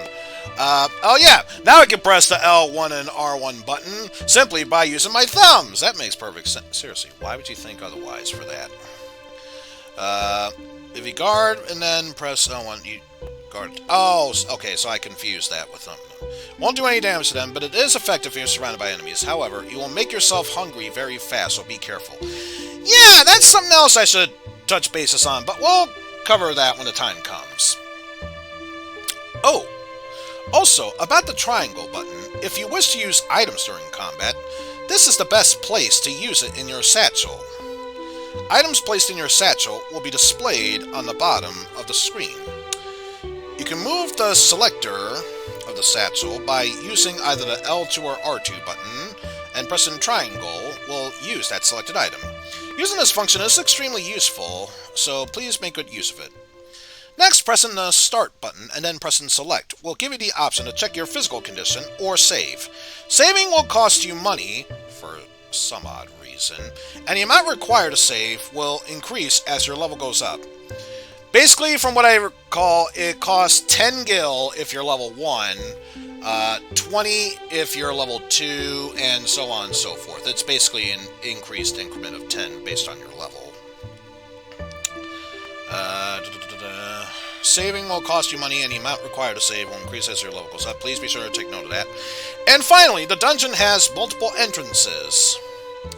So yeah, I said this game was roughly based off of Diablo. I wasn't kidding. Depending on how deep you go into the dungeon will determine what level floor you enter in. Of all the entrances, I would highly recommend entering through the one near the top of the mountain. The power of the monsters can vary greatly depending on where you enter, so if you care for your own safety, please enter through the one at the top of the mountain. For more detailed information, please talk to the restaurant sommelier. Please do take care. And then the dimensional bank is basically if you have any gil in your inventory, you can easily deposit it. So now, we don't have any money with us, but it's still stored in our dimensional bank of infinite holding, apparently.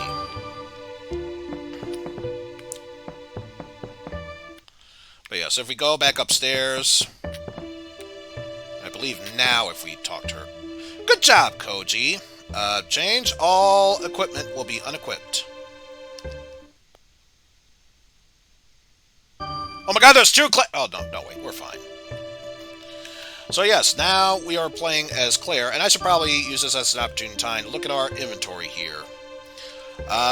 Obviously, we have our dagger, a very short sword, a leather shield, a shield made of leather, a potion that restores 64 health, magic stones needed to use magic, fire, and ice materia. More importantly, our stats over to the left. Obviously, our level, which of course the more enemies we kill and experience we get, the stronger we get. Which is odd, because we see our current experience points, we don't really know how much it takes for a level up. Honestly, I just do what I can to survive, so I wouldn't worry too much about all that. Max HP, attack, which obviously the more attack you have, the more damage your physical weapons do. Defense, the more damage you can take. Magic attack and defense, pretty self-explanatory. How much damage you either deal or take from magic-based attacks. Dexterity, I want to say, determines the toughness of and durability of your weapons and equipment. Because yes, again, much like Diablo, you can have your items break. So be sure to keep that in mind. Speed, I'm trying to think, what was the difference between speed? Probably how fast you recover should you get attacked by an enemy based on how powerful the attacks, but don't quote me on that. Consumption rate, and then of course experience gain rate is at 10. But anyway, you'll notice that we have two bars. The top one, that's kind of aqua color, that is our health bar. The pink bar is our hunger meter. Obviously, if our hunger is full, pretty much nothing to worry about. If it's 0, we enter a hunger status, which is kind of like poison, where it will slowly but surely drain our health.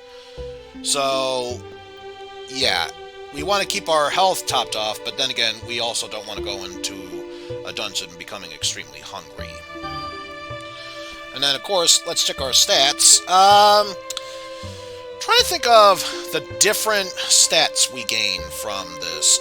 Protein, I want to say is obviously attack and defense. Vitamins, magic attack, magic defense.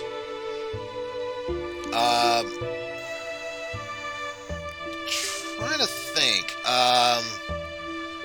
Minerals, I think, is for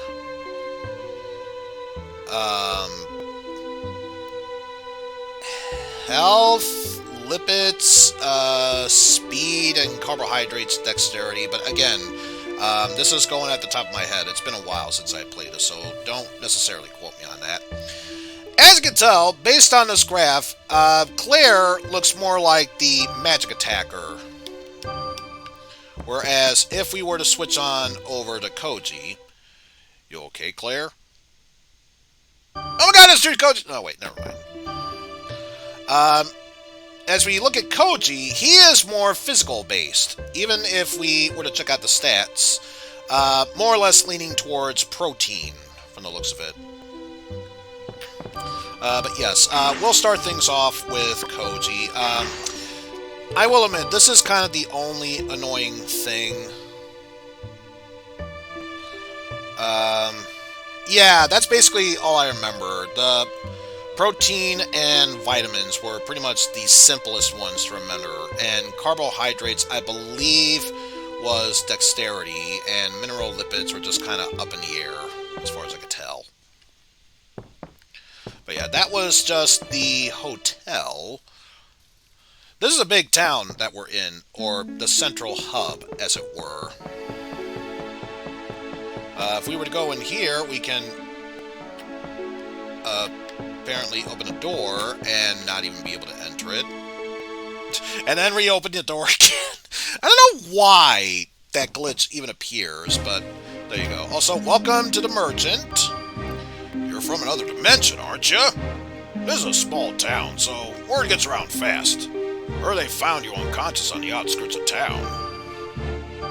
And nothing really changes.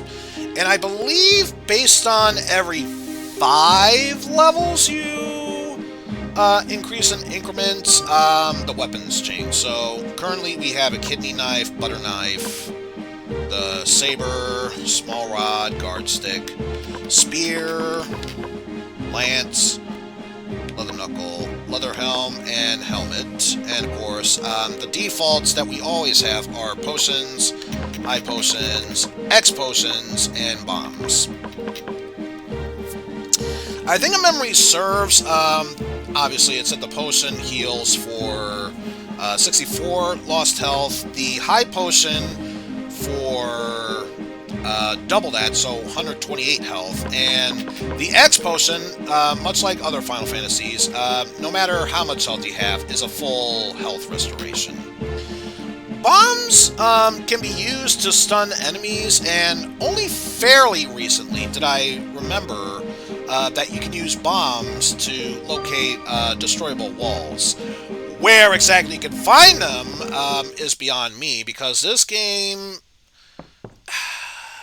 You can find destructible walls, it really is not that good in pointing out exactly where they are. Also, if you feel very foolhardy, feel free to go in this well, because we were supposed to start at level 1 of the dungeon. Guess what? This is level 13. So again, if you feel foolhardy and want to get quick level ups, this is probably the best way to do so. You're fighting incredibly strong monsters, so I would highly advise against that.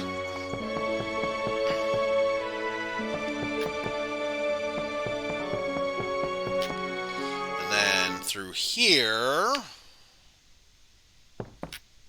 we are in a grocery store. You're that traveler, aren't you? You sort of look like my late...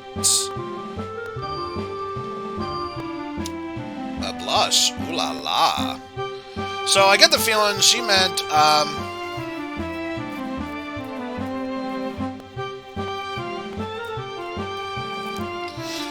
when I played it, it was like, use a bomb in a wall and pray that it's a secret room. Exactly, because while there are secret rooms in this game, it does a very piss-poor job of letting you know where they are.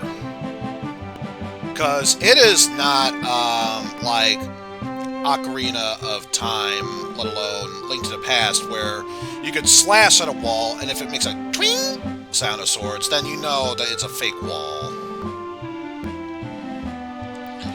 But yes, the grocery store is exactly what you think. You can buy foods that you can eat, such as bananas, ice cream, strawberry, spinach, garlic, pumpkin, onions, dog food, bone.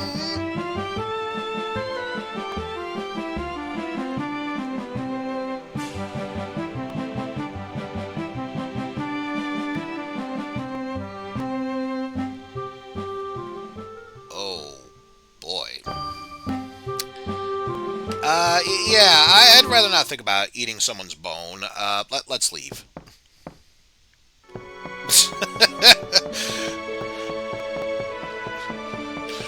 Surprise! We're suddenly furries now. Apparently, they think we're dogs. Anyway, they wanted us to talk to the restaurant sommelier, so here we are. Welcome to the restaurant C'est bon de très bien. I am sommelier, the sommelier of this restaurant. No, I don't think this game's calling us a bitch. If we were playing as Claire, then she'd be called a bitch. I don't know what you would call us. Just a mutt at this point? I deeply appreciate your patronage. Unfortunately, the restaurant is presently closed. True to tell, the owner of the chef of the restaurant, Pierre, has been missing ever since he first entered the dungeon. Pierre has always gone down into the dungeon to get supplies, and he's been doing so for quite some time. So I wasn't too worried, but it has been a month since his disappearance. I mean, you can't keep a restaurant going without a chef, so unhappily, I must keep this restaurant closed. Are you headed for the dungeon? Then please, find the chef. But I understand he's been missing since last month, so I've all but given up hope, but at least I'd like to ask you to bring back Pierre's belongings, if he met with an unfortunate fate. Pierre always went into the dungeon with his recipe book. Not only did it contain recipe, but there are hints about the dungeon written in there as well. If you can bring back that as a reward, then I'll give you some of the town's most famous brew and those hints in the book. Please, I'm depending on you. And it just continues. So basic tips about survival in the dungeon, basic physical attacks, magic attacks, guard attack, recovering, hunger, which we didn't really talk that much about, so we'll probably talk about these two a bit. Your satchel, equipment durability, okay, we'll talk about that one as well. Status, menu, and saving. So yeah, we'll talk about recovering for a bit. Obviously, if you get injured or tired, your hit points will decrease. Your present hit points are shown in that upper left in the green gauge. Okay, so it's green. I would have thought that it was aqua, but fine. When that drops to 0, your history. You can just sit still and let your HP recover slowly, but keep in mind that monsters could appear at any time. I recommend that you recover quickly with some potions. There are also some highly effective potions like high and X potions, and of course hunger. As long as you're alive, you will always get hungry. Even when doing nothing, which you can tell, even though I was a little bit into floor 13, yeah, my pink gauge dropped a bit. Because, yeah, hunger is indeed a thing. Therefore, in a dungeon where you're fighting monsters, the rate at which you get hungry is astonishing. Because of that, one must frequently consume food. The pink gauge on the lower left screen represents your hunger meter. When that falls below 0, you will start to lose health. It's like shaving off your life. When you defeat monsters, they might become meat, or even leave behind vegetables or other food. Avoid starvation by eating these items. And then lastly, equipment durability. Weapons and equipment do not remain as good as new. As you continue to use them, eventually they will break. Each weapon and armor has its own durability value. Its durability is also affected by the user's skill. As you gain experience and your level increases, your skill increases accordingly, thus allowing your weapons and armor to last even longer. You can always take your weapons and armors over to the blacksmith when their durability gets close to 0. This is especially important with some of the rarer items. You will be alerted if your weapons and armors is close to breaking. This alert is shown on the right side of your screen, so that you do not break your weapon during a heated battle. It is important to keep spare weapons to change as soon as possible should the need desire, which is importantly true. Especially if you're exploring new floors, that is especially important. I think I haven't been in here. I'm probably confusing it with the house down below. This should be the blacksmith, and it is. So let's talk to the blacksmith. Hey, young one. You've come here to raid the dungeons? Just be careful. I'm Kuma, the blacksmith. I'm the most elderly around here, so you best give me some respect. You're a new face, aren't you? Come to treasure hunt too? Looking at both of us, what do you think? Do we look like twins? Actually, we're not twins, but rather grandfather and grandson. Who's the grandson? Well, that's me! Yep, my gramps has been living for a long time. I'm a tired and true blacksmith. Been doing this for 100 years. What? I don't look it. You haven't been around much, have you? Fix all your valuable equipment before they break. That's the iron rule. And then it just goes there. So here's an interesting fact. Obviously, you can repair them. Also, if you have multiple weapons, you could combine them. What's the point of combining? It means nothing now. Once we get some pretty decent items, I'll come back to that, because it will play a vital role here. And of course, in here, we have the magic shop. I research magic on a daily basis. My research is well beyond your capability and comprehension. You're going to take the magic stones with you to the dungeon, correct? Do you know the proper way of using magic? Materia can be used as either basic or ultra. And so on and so forth. So we can buy these stones by the tens, but honestly, even when I was playing this game, I didn't worry about magic stones that much. Unless, of course, we were dealing with enemies that were either too hard to kill naturally, or just needed had a weakness to magic spells. Also, they mentioned the top of the dungeon because we went into the well to go into floor 13. If we were to go into here, we just found the entrance to floor 7.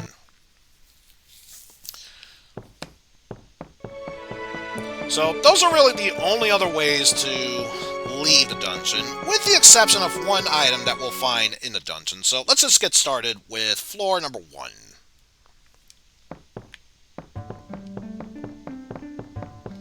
And as get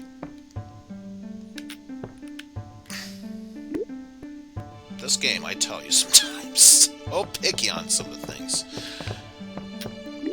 Ooh, found a bottle of sake. As you can tell from the right side of the screen, we have our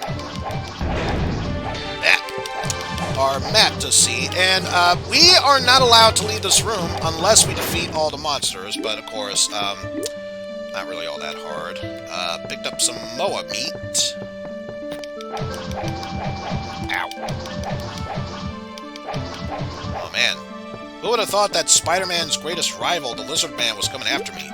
Okay, good! I was hoping I would get these stones. Let's see. I'm gonna make Thunder my basic magic and Fire my ultra magic. I mean, I guess there's a point to using Ice magic. I really haven't found a good use for it.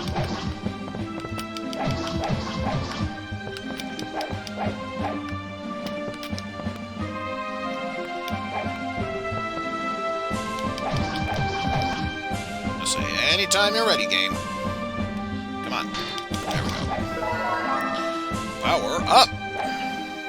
Gone up to level 5. The Dragon Wing.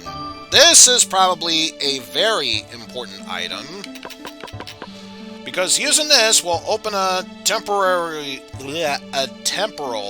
dimensional distortion gate. AKA, once you use it, you can be able to warp your way back out to the exit of the dungeon. And now we have another weapon, the Guard Stick. What's so special about this? It's been blessed by the god Poseidon. Well, if that's the case, let's use this. Only we can't. Yeah, throughout this game, we're going to find weapons that only Koji Masuda or Claire Andrews can be able to wield.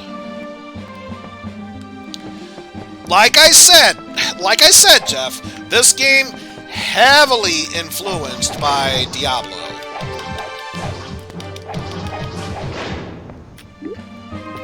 Picked up a small rod on our newest weapon, the butter knife. Slightly used. Blessed by Gaia. And I don't think we checked out the small rod. Blessed by Hades. And I believe certain gods can bless certain other things. Guess what? We found the exit to floor 1 to go into floor 2. Let's explore the rest of this area first. Energy breaker. I mean vinegar. I mean... Well, Carlton. How's it going? Gonna have some moa meat and dog food. I am fine. Ooh, this one was blessed by 2 gods. Zeus and Daimon. I will definitely keep that in mind. For now, though... Oh. On the bottom. And some more money.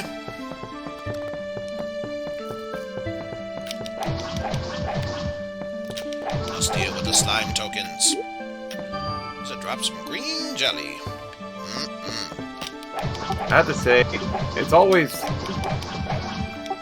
Every time I just see that this game is like... I think a lot of people do not play the adventure mode. Well, of course, why would you play the adventure mode? You can't play as either of the Final Fantasy VII characters. What's the point of playing this game otherwise? They were really missing out. So yes, as you see, the durability of this dagger has suddenly dipped down from 7 to 2. So it does give you a good warning of when you should be careful about switching them or not. Since we have a basic spear, let's use that instead. I should think about using the special command by holding down. That gave me power up there. I remember when I played this game, and I mostly did was beat with all the different characters in the ring mode. And I remember the sumo wrestler guy. I think Dasher and Noba? Yeah.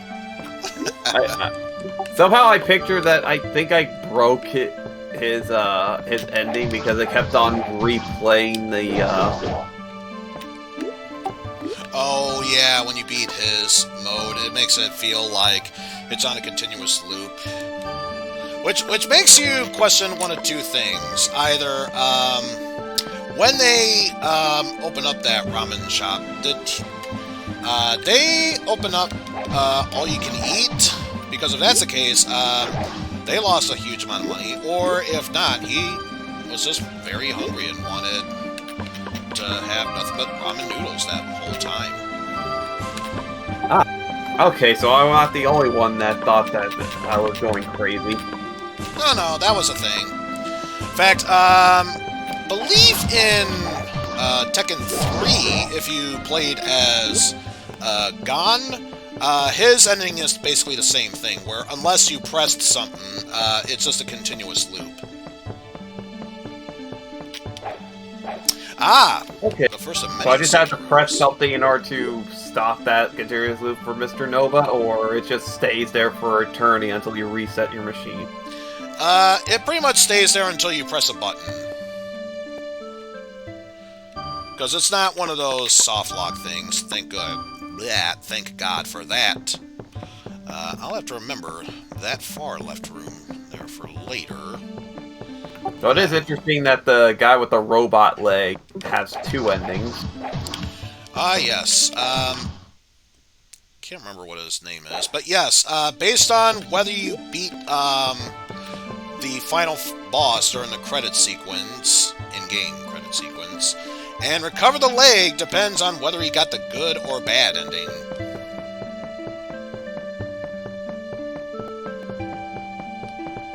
Oh, you didn't get the leg in time? Oh, sorry. Try again. What?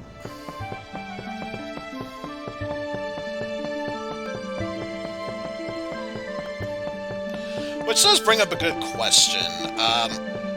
Why would a monster just suddenly have a leg there? I guess it's probably just one of kicks. Ooh, wannabe samurai sword. You know we gotta try that. What?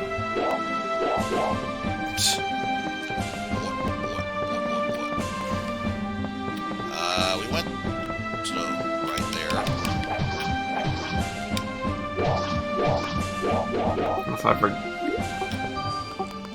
Also, I forgot what the story of this adventure mode is about.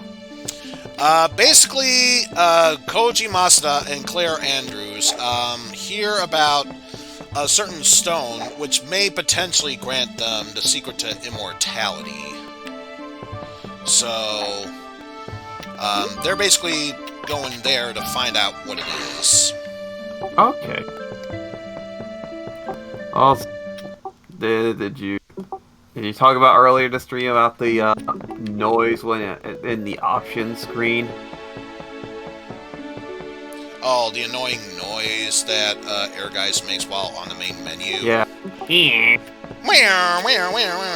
get if you were checking out one thing and was doing a slight confirm, are you sure you want to enter this mode? If it did it then, sure, it probably would be maybe a bit distracting, but not too bad. Every time you move, it makes that noise. Indeed. I'm guessing when you beat this mode, they'll let you play as the two in the fighting mode. Actually, no. You basically keep playing all the characters, and they get unlocked naturally. Oh, okay.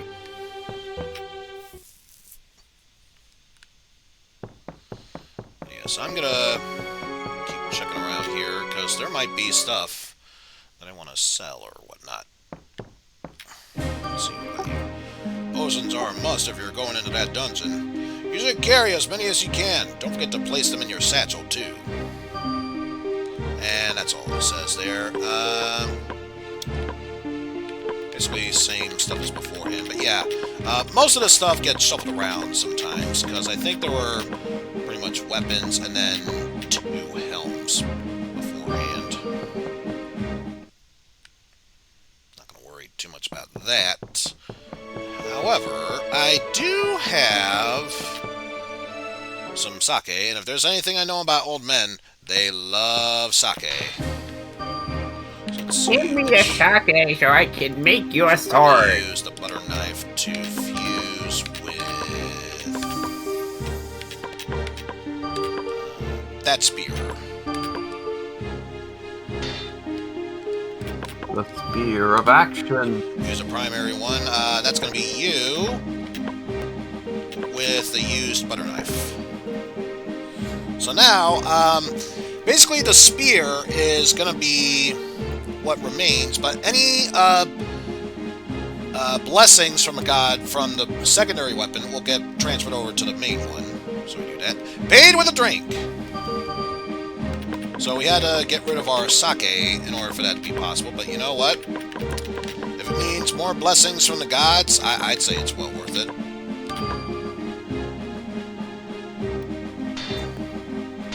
Anyway, let's see. There are various types of weapons: swords, axes, spears, rods, and knuckles. Each one requires a different fighting style. Just use whatever fits you. And this is important because I never realized this until grown up. If the name of a weapon ends with either used, ace, king, impact, or perfect, it means it has a higher chance of a critical hit, or that you can deal more damage when you make a critical hit. Did you know that?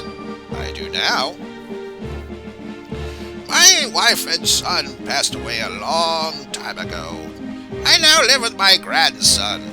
That grandson of mine is 60 years younger than me, but he doesn't show much vigor. Why is that? And it basically just repeats there. He just gets... His grandson gets super high. I was gonna forge the sword, but then I got high. Ooh, I was trying to repair this armor, but then I got high. My equipment's so messed up, and I know why. Yeah, because I got high, because I got high, because I got high. La da da da da da da. Anyway,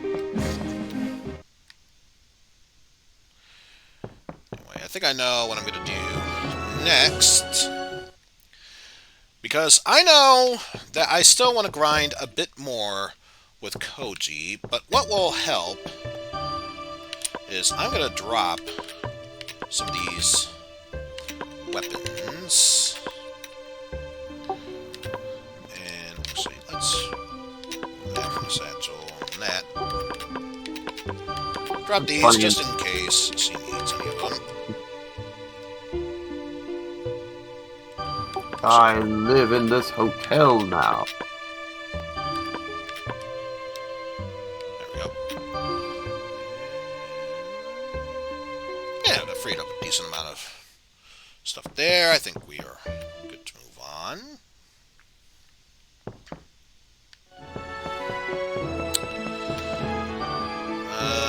Let's see.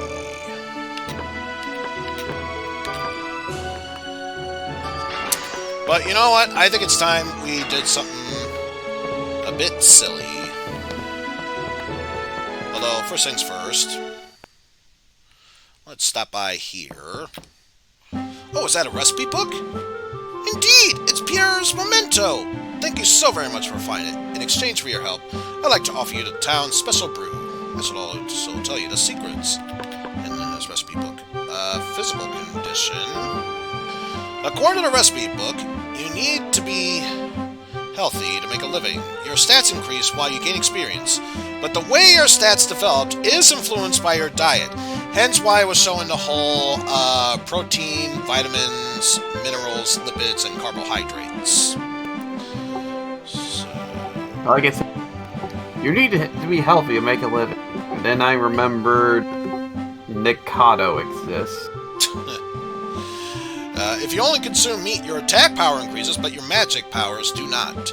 Eating just vegetables might raise your magical effectiveness, but your attack power won't go up, etc., etc. You can look at your physical condition, food, nutrients, or it'll also increase the amount you gain in various stats, such as attack, magic attack, defense, speed, and dexterity, are influenced by the 5 major nutrient groups. It is best to see what you lack and eat according to those supplements and effectiveness, their deficiencies. I have to ask, what does cereal do? I don't even think there is cereal, let alone oats. I know, but I just wanted to make it. I'll just make the joke. Oh, of course. Let's see. According to the recipe book, there are fairies in the dungeon, hovering around beautiful fountains. They heal travelers. Not only do they restore your HP, they also offer other benefits. What they mean by this is, if you visit a fairy when your HP is at max, any equipment you had that was starting to deteriorate will be repaired. However, here's the thing to keep in mind. Fairies only last last for X amount of time. And once you see it for X amount of time, that decreases and doesn't recharge. So once a fairy is gone from the floor, it despawns forever. So make sure you take very special care of that. Oh. You have a companion with you, don't you? Teamwork is essential when searching through the dungeon. According to the recipe book, only one person may enter a dungeon at one time. Okay, but why? So when you are fatigued, you should return to the hotel immediately. Instead of trying to search the entire dungeon yourself, it'll be necessary to search through the dungeon in shifts. No matter how much experience you have, if your partner's experience is low, there'll be no other choice but to start over in the event that something should happen to you. It would be wiser for you to return back to inform your partner about what you found in a dungeon and change shifts. Then you have your partner adventure a little further using this information that you gave him, or her, or they. In turn, your partner can return and tell you what he or she or they found.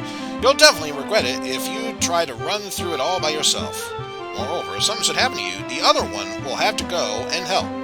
Therefore, it is important for you to keep your partner's experience level in mind as you proceed. And of course, the shutter traps, which you've seen. The recipe says, ever been caught in a trap in a dungeon? On that dungeon floor, there are triggers that go off when stepped on. These triggers cause the shutters to fall. The shutters will not open again until you defeated all the enemies in the room. On top of that, bolts of lightning will rain down and create more and more monsters. Therefore, it is imperative that you defeat them as soon as possible. The monsters that come from the lightning are invincible for a limited amount of time after their appearance. If you want to survive, you should either evade or defend. I'm sure Pierre was caught in one of those and... No! I must think positively. Yeah, as far as I'm aware, we never see Pierre, so we have to assume the worst for that. So in short, I like that this recipe book is like, I wonder what food is going to be, and it just tells all this. It's like, who the hell wrote this? Indeed, but yes, as I said before, it is time to do something stupid. However, before we do, I have more than enough.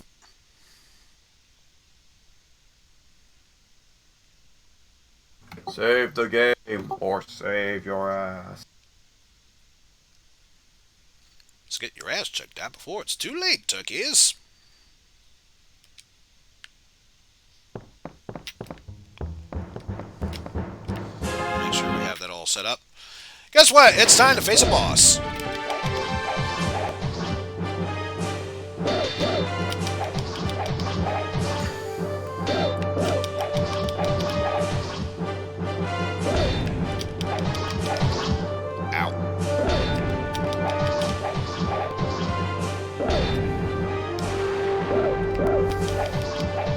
Either immune to magic or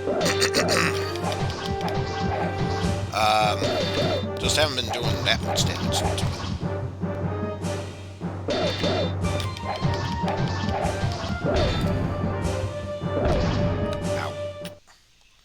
Ow. Let's step out for a bit.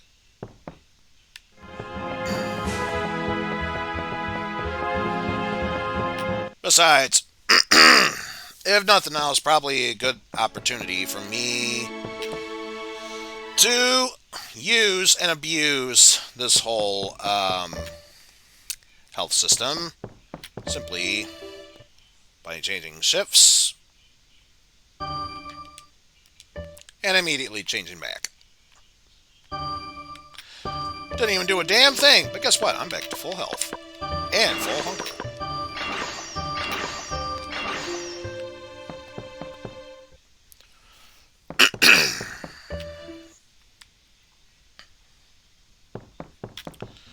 That's cheeky. Yes, very cheeky. This time, switch to that. Obviously, thunder didn't work well. So we'll try fire and see if that works.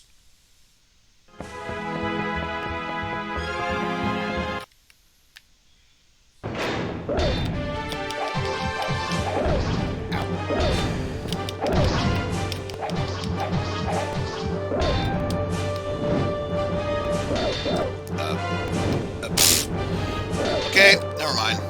That didn't work.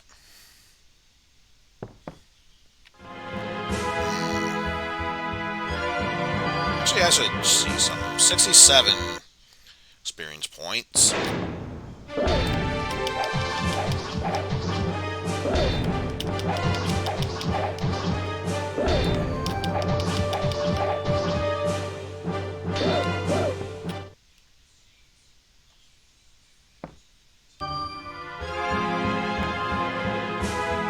Are you sure, Omega? It's still saying I have 67 experience.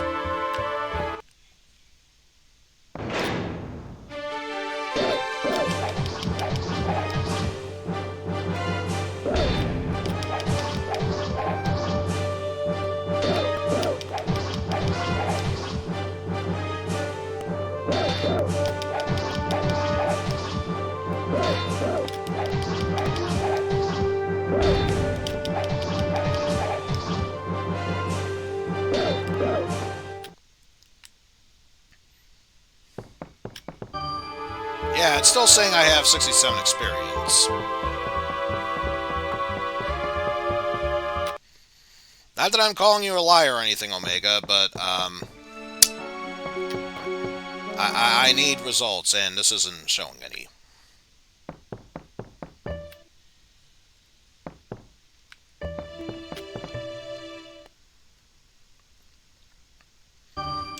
Well, either way, immediately switch on back.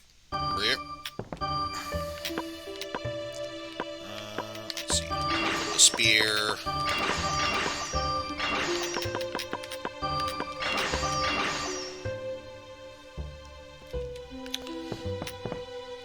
Oh, actually, let's see. Did I have another? Oh, I'm probably thinking of. No. There we go. Well, now that I picked them up, I may as well redistribute them. And yes, I am one of those weird people that try and do it in a very specific way.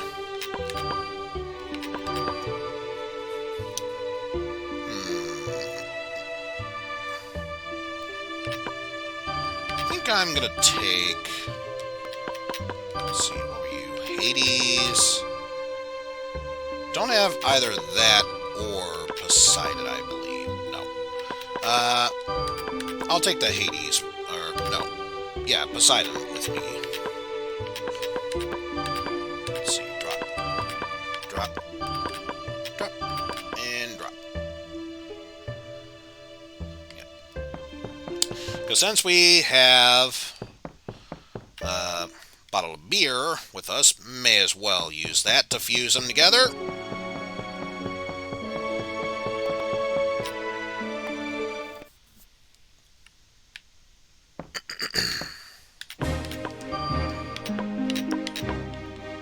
Combine you with you.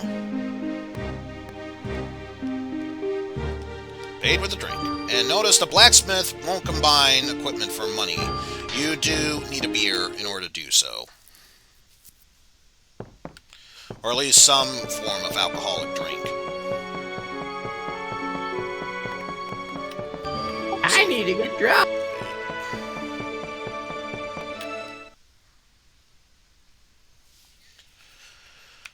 Just want to put them away. Anyway.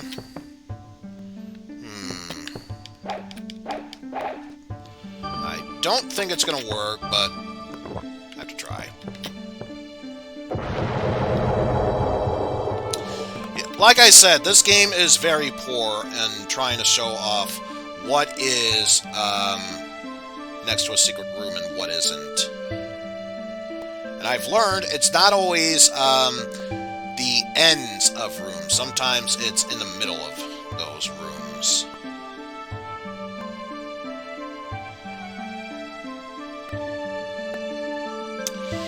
We are in normal difficulty. Because apparently no one else voted for either character in hard mode.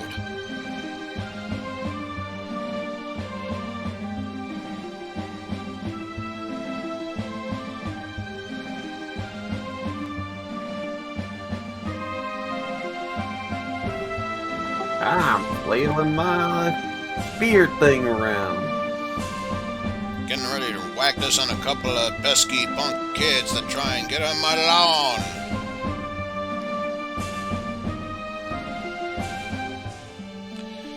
But yes, I think I heard Pastille in chat.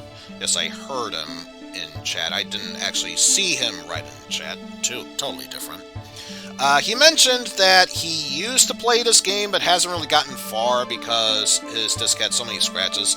I actually still have my physical copy and it works just fine, but I have to play it on mute because the music is so corrupted. And in case you were wondering why I was just guarding and not doing a damn thing, if you wait long enough, monsters do respawn. And usually if you're in empty rooms, like those end pieces, those are usually the best way to ensure that almost every room is filled with those monsters. And we've got plenty of meats, so we may as well use them up.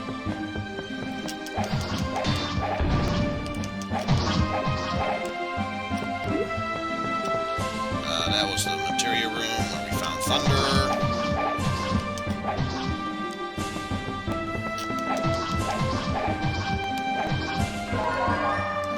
Power up.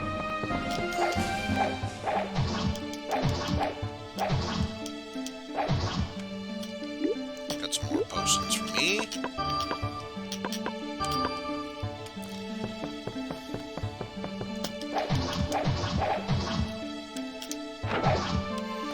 And yeah, sometimes if you jump and then attack, you can do a powerful form of the attack. Same thing with the charge special attack, but it depends. I like the spear because obviously it's got a good range, so you can do the special attack with some form of distance between you and your opponents.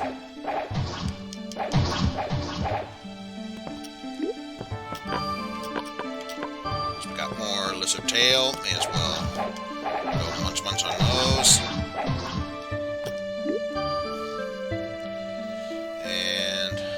Starting to deteriorate, so how about we use the quarterstaff? It's not as strong, but it is an ace weapon, so that means we can do a bit more. We'll be more likely to do critical damage, or we'll do much more damage for critical damage.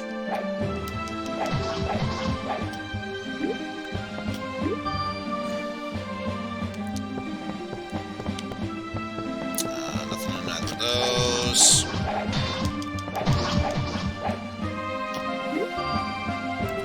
Also, there is one other neat feature about using a potion. I'm going to wait until I get to a safe room to try it out. Especially since, obviously, this is probably one of the best floors, if not the best floors to grind in. I think that's debatable.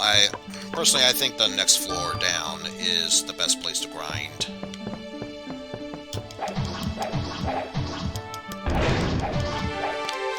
Oh no! Activated the trap! I'm actually going to purposely wait to spawn more enemies in.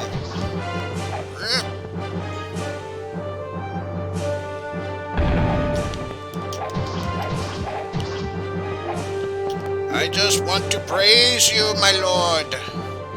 It's been forever and a half since we've had guests here.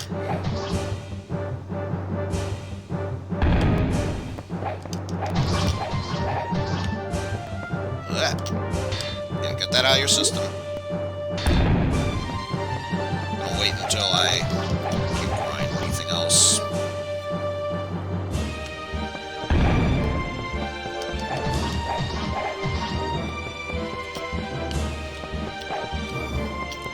I bow to you, almighty man!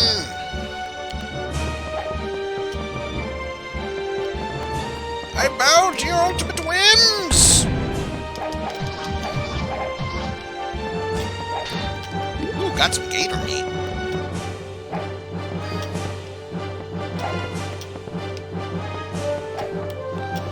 So I remember this would normally be the best way to grind is if finding a random room that has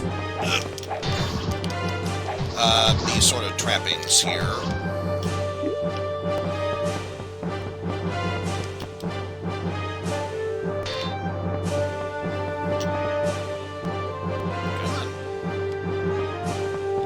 But obviously, the more you fight in there, the less likely they will be to spawn, or at least as fast.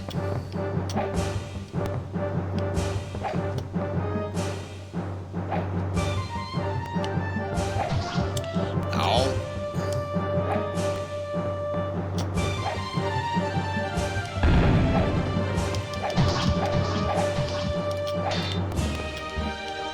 Oh, for once I can't carry anything. Fine, I'll finish this off. Let's have the dog food. We'll carry that with us. See what's in this room.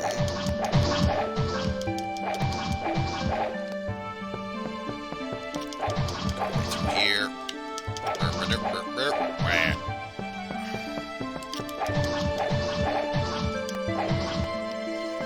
Man, we're getting a lot of potions, which is a good thing too, because I wanted to show this off.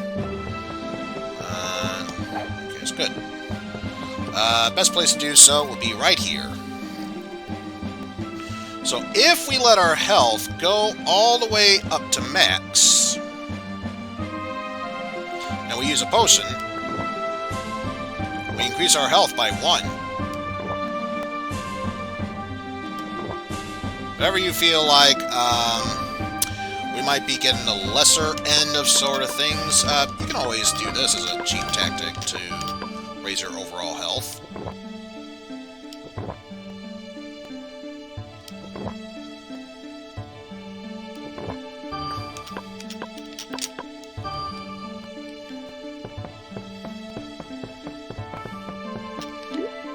Yes, let us pick up our potions.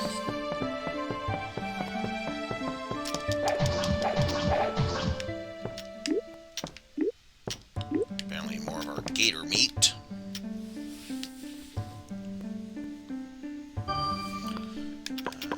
Let's see.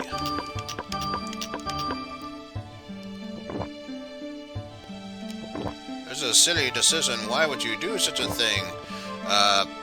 Because it's me.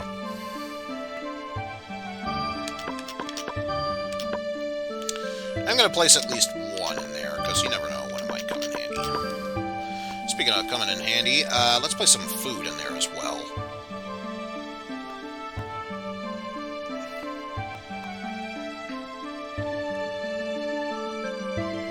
So yes, whether this would be a joke or not, welcome to the rest of the stream, folks. I mean, this is basically Diablo, where you have to grind out enemies for larger experience points. Only here it's different because since you can switch between 2, or at least in normal mode you can, pretty much the easiest way to grind out for experience points for them. In Diablo, I believe there's only X amount of monsters per floor, and they don't respawn. So I guess that's where the similarities would end.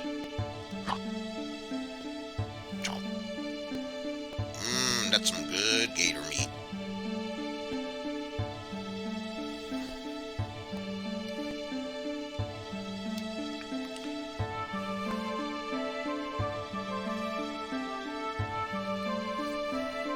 Better yet.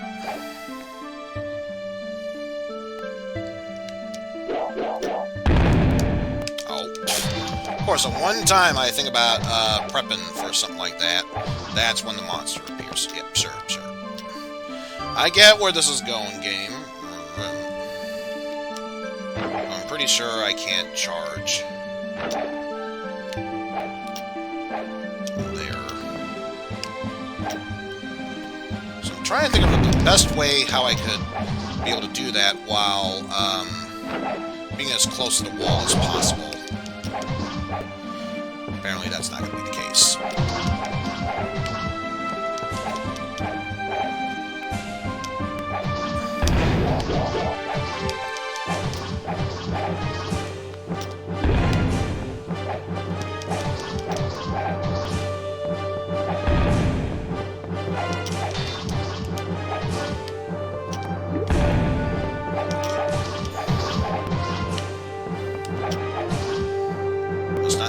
touch me in that sort of way.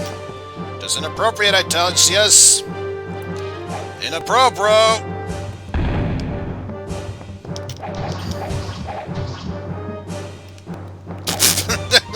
Wee! I'm just gonna do these weird little poses in a bit of a circular fashion. Okay, I'll admit that was shaking hands with danger there.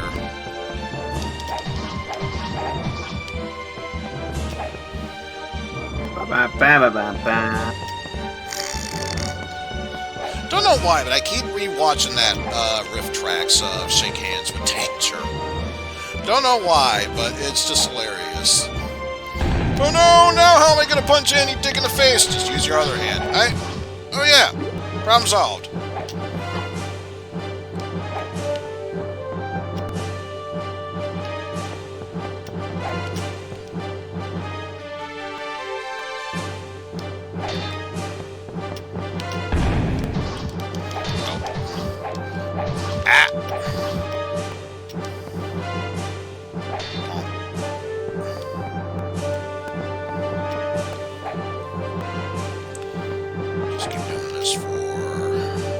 Until I can no longer hold any items. I really should start using my magic. There we go.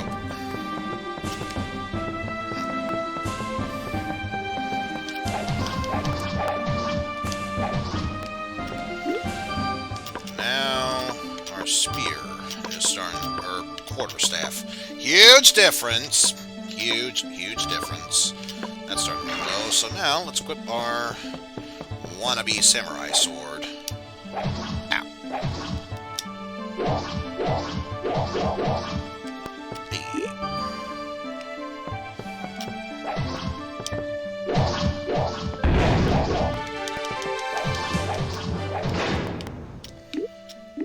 Alright, considering that was looking a bit low, probably for the best.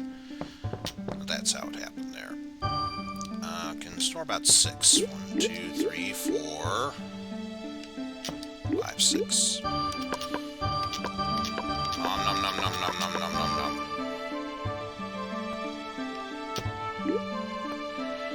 In other news tonight, corn. Is it grass? Or at 11?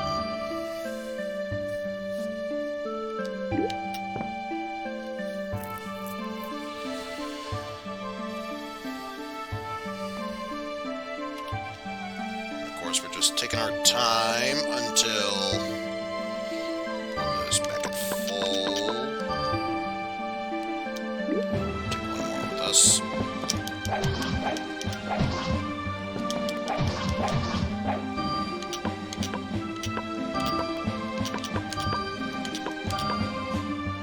Actually, this might be a good idea to show this off now.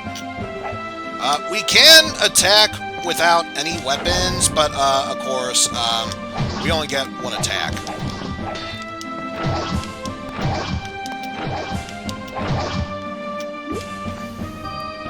Which, it's possible, not very recommended to do so. So why am I doing this? Because, why the hell not?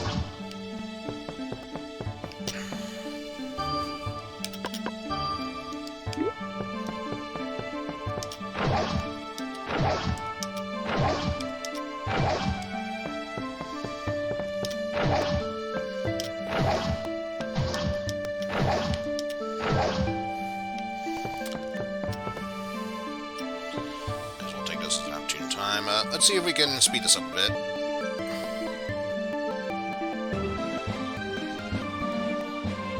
There we go. Free up some inventory space. Ah!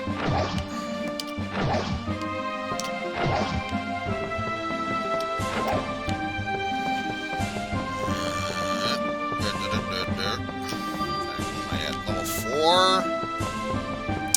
I'd say, when it comes to going through these dungeons, I'll spoil it for you. Each part of these dungeons, like the layouts are every 3 floors, so I like to think every 10 levels for the 3 floors is a good way to proceed from there.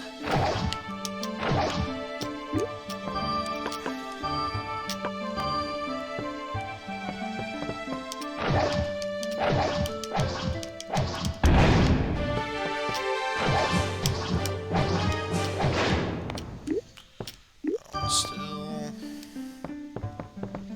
About with that. There we go.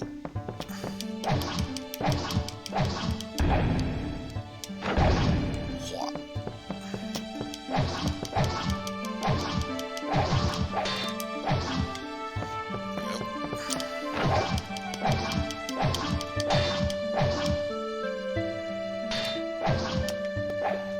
Damn, I was hoping I'd find an excuse to use this punch. Hoya! And even then, it didn't really do that much damage. So again, just be careful when you try to attack someone without a weapon. Just because it's plausible doesn't mean you really should do it. This is why I'm a professional idiot, folks. Don't be like me.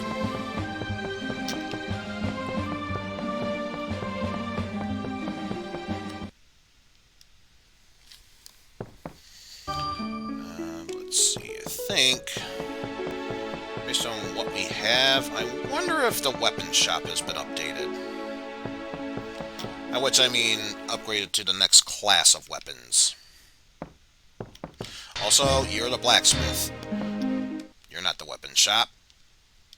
There we go.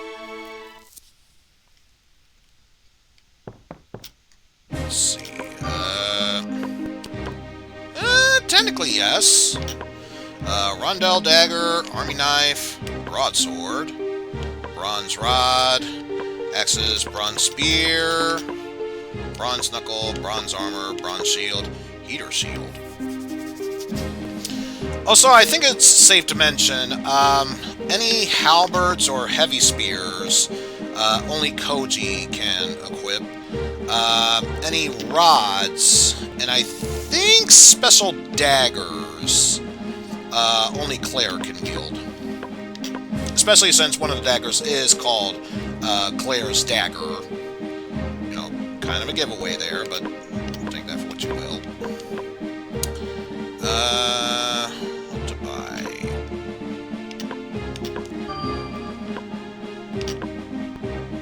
Saw the wannabe sword.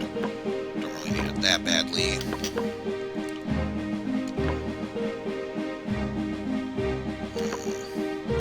Saw the normal spear and quarterstaff.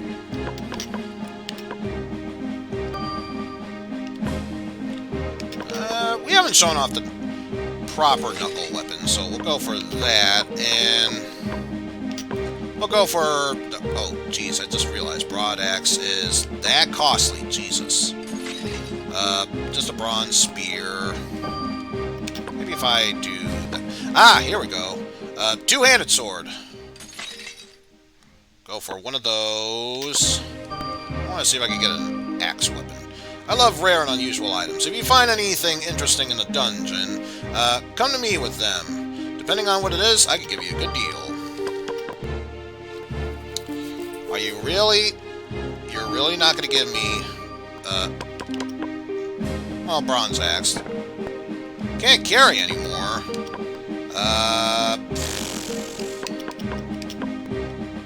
Doesn't even take magic stones. Bam.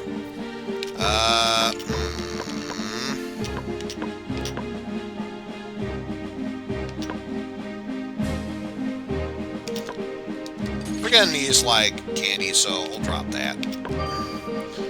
Bronze axe.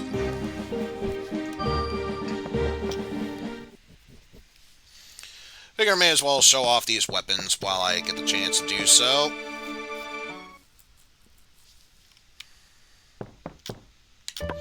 So, deposit all that, though. Didn't really matter that much. Also, I'm gonna say this is gonna be Koji's bed, so we'll drop that there.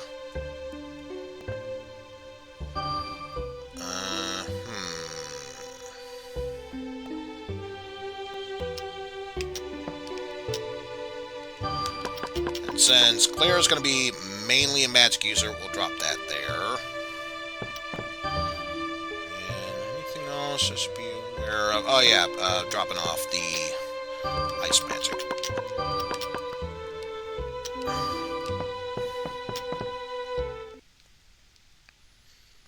And then switch off with that. Time to abuse the system.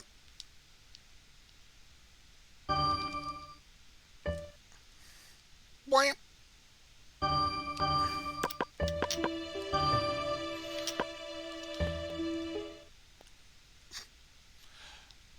Basically, easiest way to raise up your health at this point.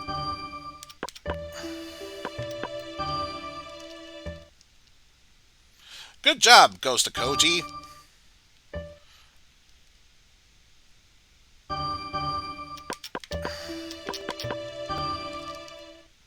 Do this at least one more time.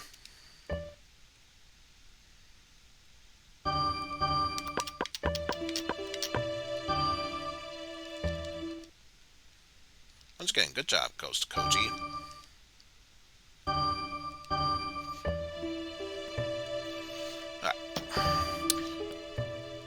So let's see. Let's use the two-handed sword first. Re-equip our leather armor and helm. And obviously, it's called a two-handed sword for a reason. So, two-handed weapon is currently equipped. Shield cannot be equipped right now, so let's not bother with that. Ultra magic, basic magic.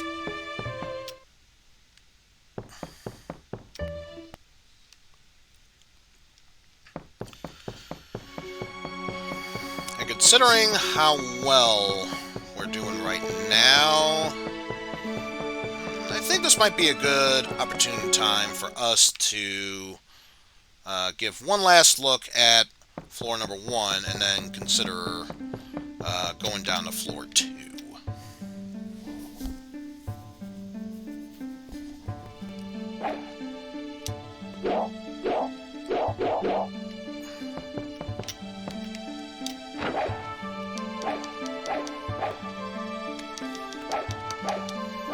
So yeah, if you're moving, it's just a whack, whack, whack.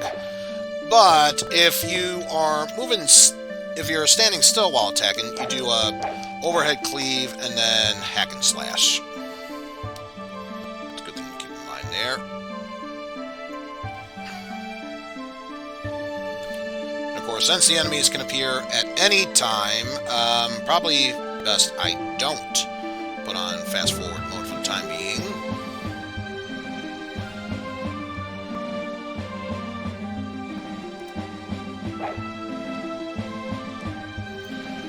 We'll charge this up for a bit.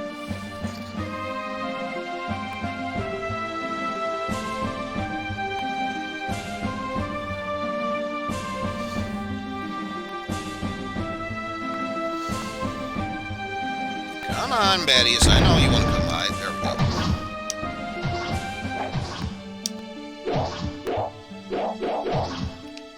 go. Ooh, another piece of leather armor. Sweet.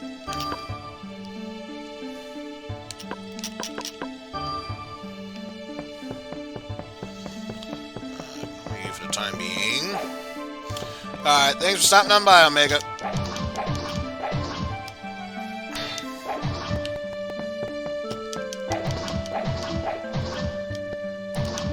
What? I was pretty sure I was guarding there.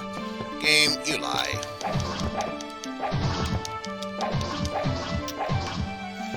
What's this? Kidney knife.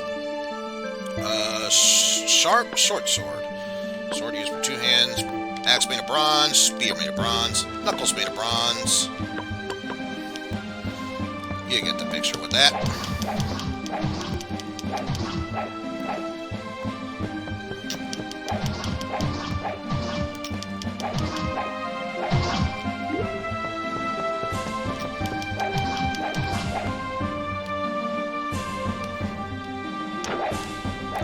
Damn. That got you, though.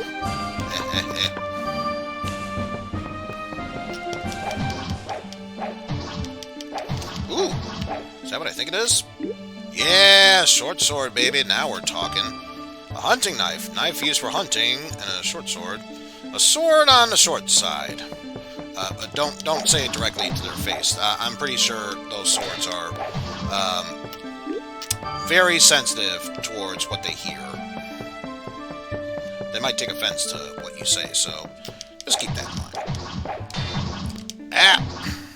You son of a... Ah!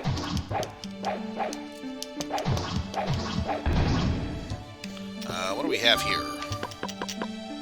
Just your standard small rod. Blah. Here.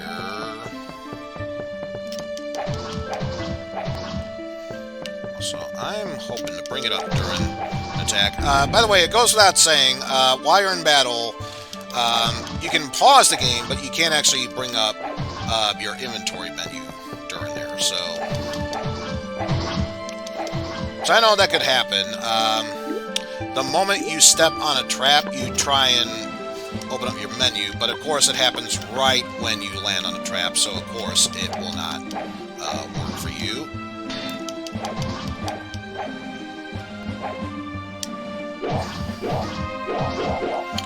Ooh, decisions. Actually, no decisions. Make that easy.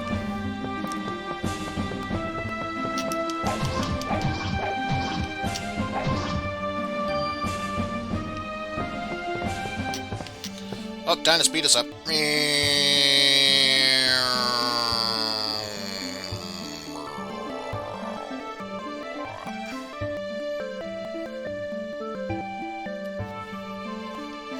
we go. Huh. Could have sworn one of them would spawn over through here. Oh well.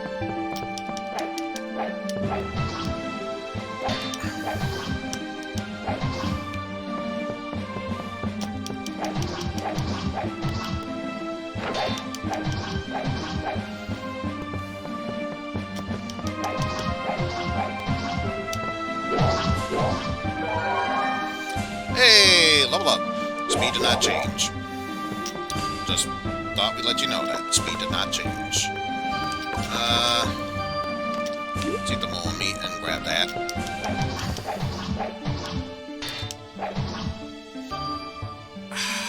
Gabe, now you're forcing me to choose. How are we doing with the short, two-handed sword? Halfway there. Halfway there. Halfway there. Halfway there. Let's leave behind the knives for now. And the small rod. Also, actually, we'll keep one of the leather armors, but we'll switch that one for that one. It'll become necessary later on. So that gave us 4 free slots.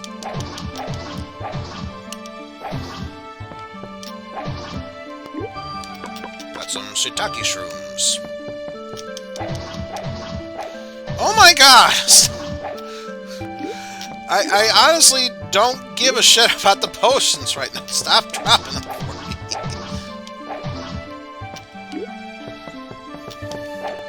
Seriously, I was trying to get rid of all of my extra inventory. Now you're forcing me to have even more.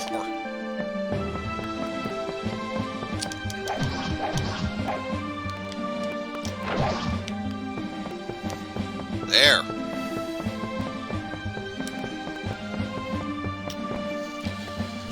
Alright.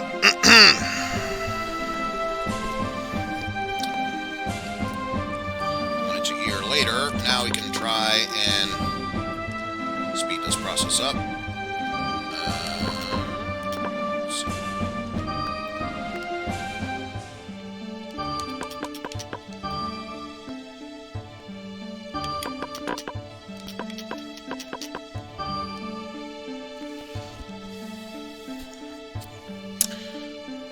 Alright, so once again that freed up 4 spaces. Time for us to explore floor number 2 for the first time. Which honestly, I feel like floor 2 is the better place for me to grind. Which may not become apparent at first. Oh jeez. Ah. Stop it.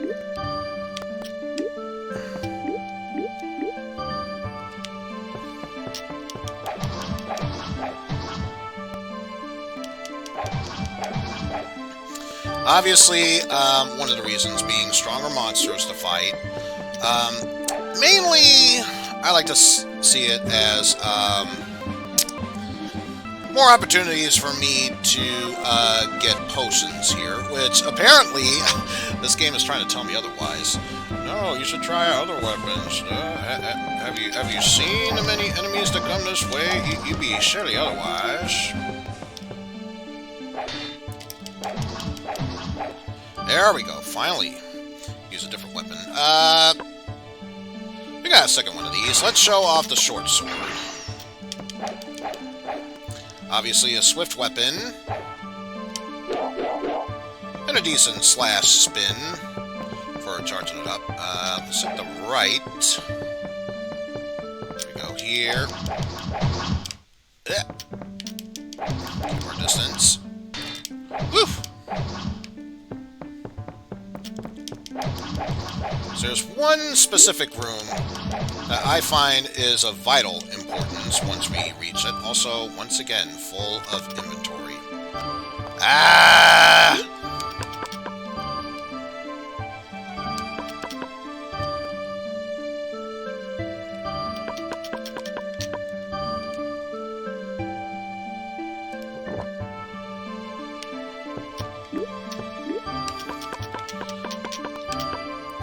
Yet another piece of leather armor.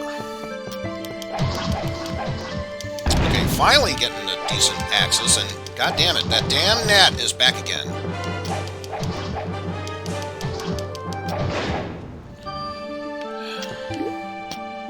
And axes. Easy to hold axe. Okay, here we go. Here we have ourselves an altar. What's the purpose of an altar? Any weapons, items, what have you, you can choose to offer them to a god. However, as you can tell, there are 1, 2, 3, 4, 5, 6, 7, 8, 9, 10, 11, 12, 13 different gods to choose from. You have a 1 in 13 chance of getting it right. If you make the offering to the wrong god, nothing happens. If you do it with the right god in the room, the power of said god gets raised up by 1 level. So obviously, starting with Gaia. Artemis was here, but has left. Another guardian has entered the altar. So we sacrificed that for nothing. Let's see, you are the used one, so once again, offer you up to Gaia. Bacchus was here, but has left. Another guardian has taken the altar.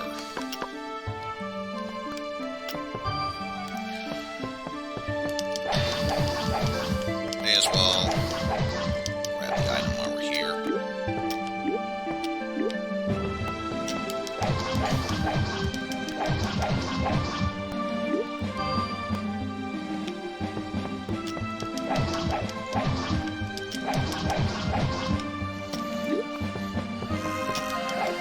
Okay, good. Another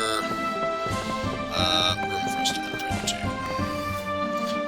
I'm just going to do myself a favor. Speed us up a bit. Yeah.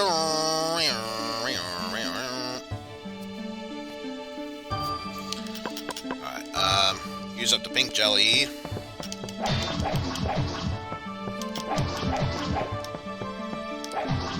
Ah! The 1 millisecond I decide to let go, that's when you attack, of course. Another quarterstaff. It's a perfect quarterstaff. Not the strongest, but my god, is it the best perfect quarterstaff you will ever find.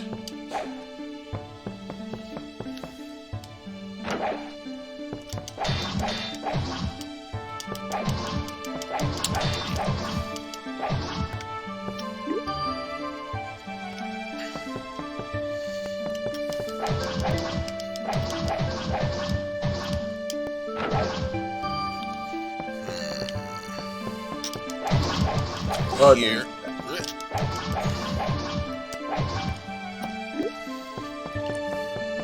We've got so many items in our inventory.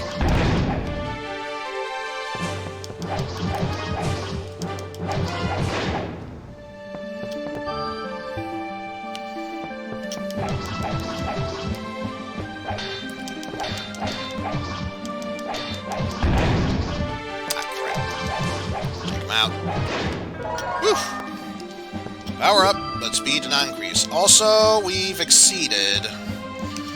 You can only carry 100 gil per inventory slot, so obviously we can't do anything about that. But now, we use this as an opportunity to... Oh, it's a used axe, so of course that'd be the case.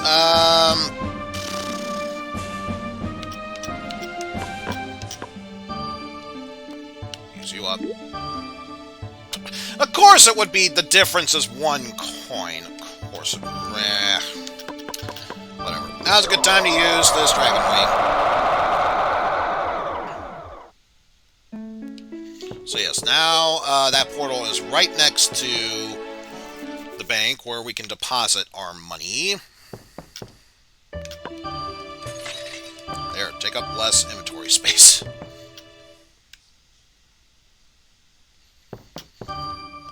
Currently 6. May as well see if there is any new stuff to buy here. Rondo. No. They say the dungeon has hidden rooms. It seems they are most frequently found on the other side of the walls of long hallways. If you want to break through the walls, you need bombs. That's a good hint, except that's not normally the case. It doesn't always end up there, so I don't know what to tell you, except... no. But yes, I have some extra food I'd like to sell. Sell that, and we don't buy leather armor here. Oh, you can't even give me a far cheaper discount on selling those stuff just because you could know someone who takes that. Fine.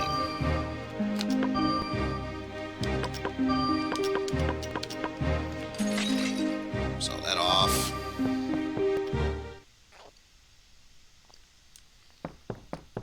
So we can either go all the way back up the staircase to get back to the first floor, or we can just jump right back into the portal and we get transported back to where we use the Dragon Wing.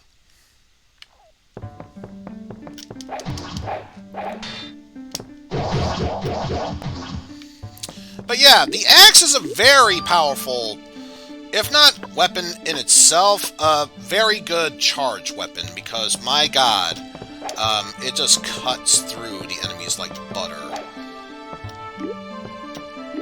Ooh, found some wine. Like even right now, I could try this whole theory about long, narrow hallways. Narrow hallways and what? And it did nothing. So again, not always true.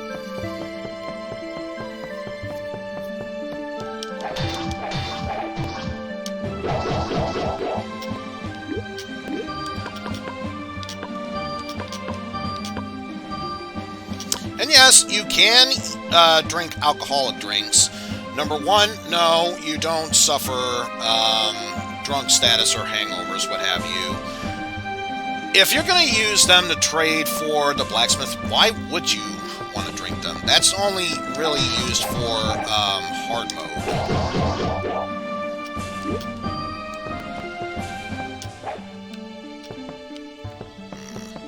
I'm going to try something here. Maybe...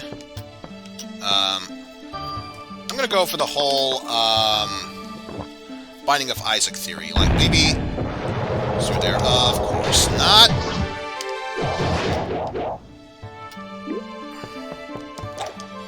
You'd think it'd be useful there.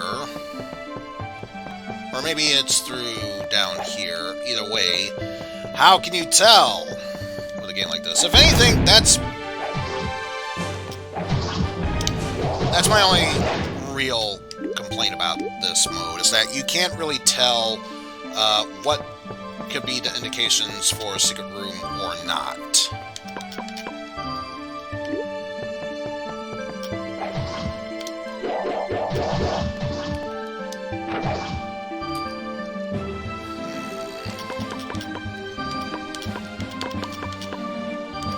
Let's drop these two off and see what these are. Leather helm, which I forgot this was protected by Poseidon, but we also have a helm. Let's see. Looks like magic defense is the only real thing, so Poseidon was granting us 1 to dexterity and attack for that, whereas this is +2 armor defense. Yeah.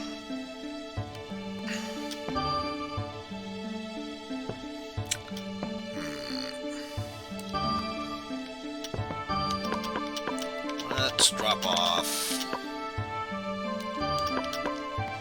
that, because we'll be coming back for that later.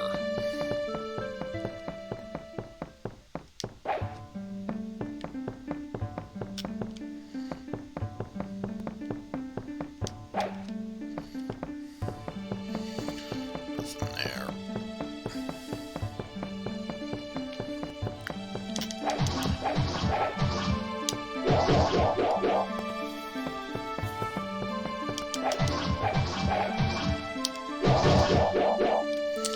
And now we are starting to run low with that. But I don't want to use the axe, so what I'll do is I'll drop that, take the leather shield.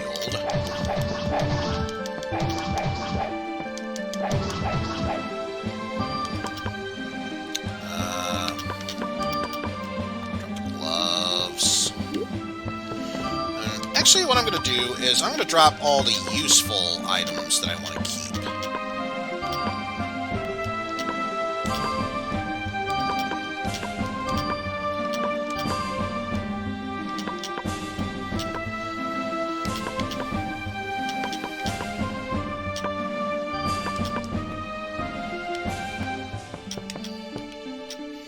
I'll put you there so it's not confused with anything else. You are there.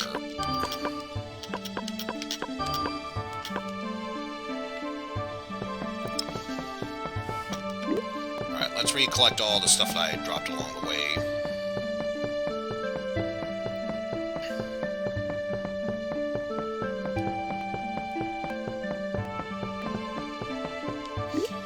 So it says you 3.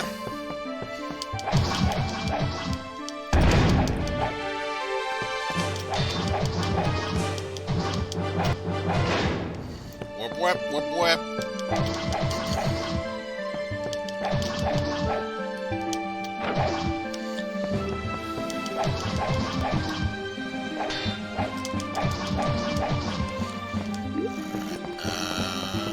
Nope, nothing there. Anything here?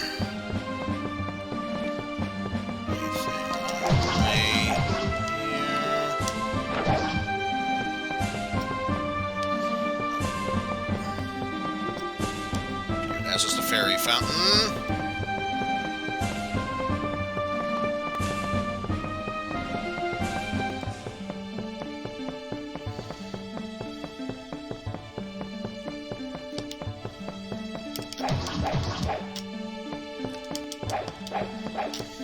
God damn it!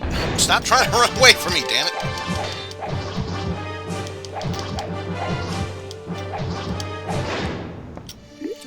Yeesh. That could have gone by a bit smoother. So I'm trying to think. What was nothing.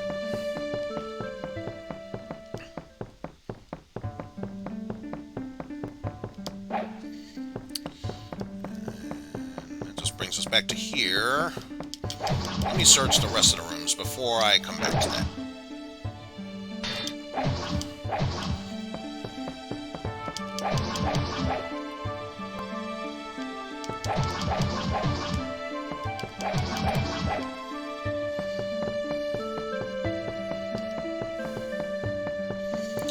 Down here is just a dead end.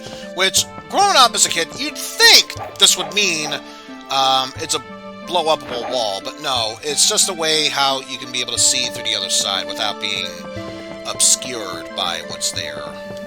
It's never a guarantee that that is indeed a destructible wall.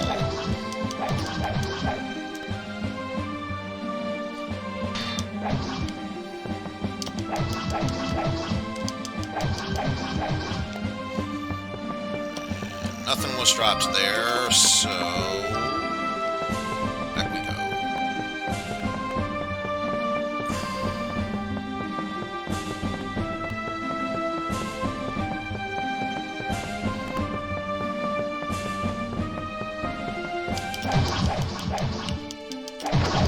Ah!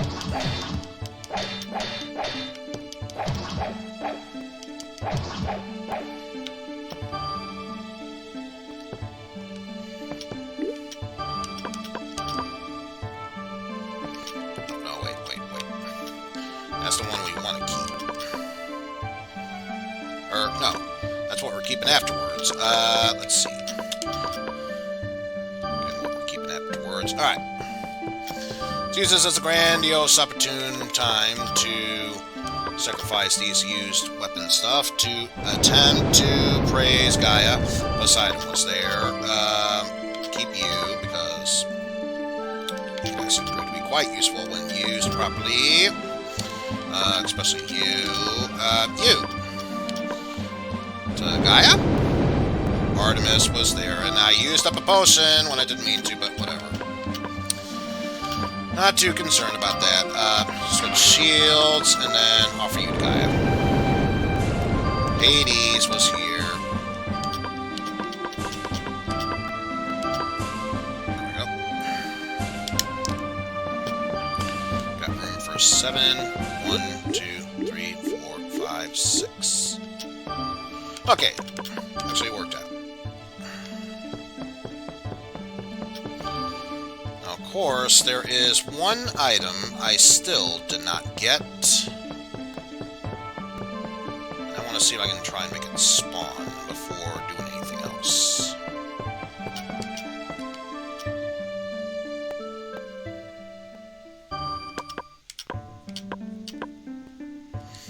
See, let me check my stats. Oh, Jesus. Almost nothing for carbs. Guess raise minerals. It's the next best thing.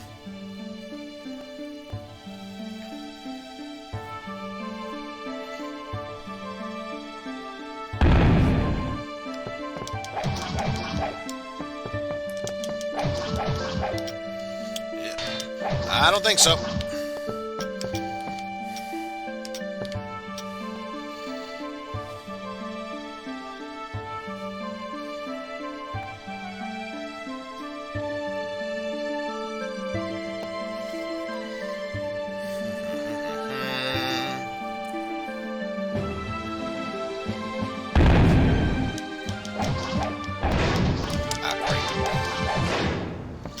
Alright, that wasn't too bad. Axe from Hades.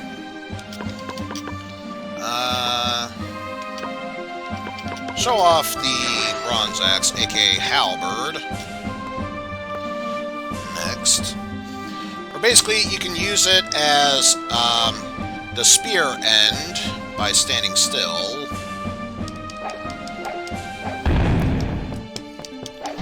Or while moving, the basic hack and slash bit. Which again, I love axes because, if you remember, they do great charge attacking from there. Also, I like to think, just based on how this image looks, my axe got caught in between both the torch and that wall. Like so. I was like, I'm trying to remove the this axe, but it won't come out.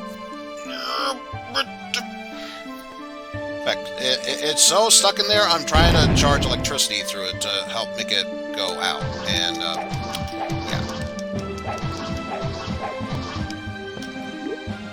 And yet another wannabe samurai sword. It's good for playing samurai. But yeah, the one good thing about using it via spear is that it can pierce through multiple enemies. So, if nothing else, there is that benefit.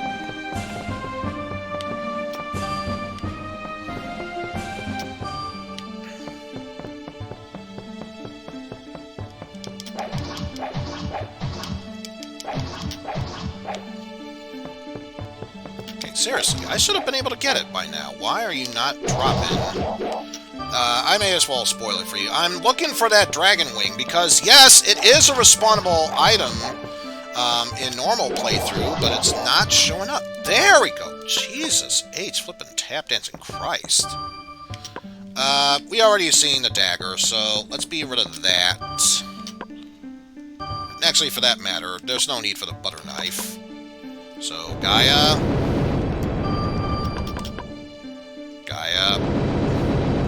No matter, we may as well get rid of the samurai sword.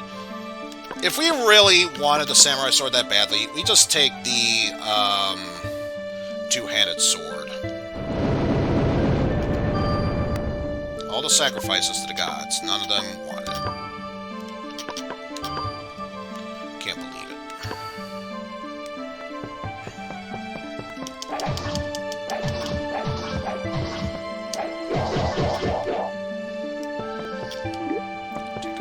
Wing. And that short sword.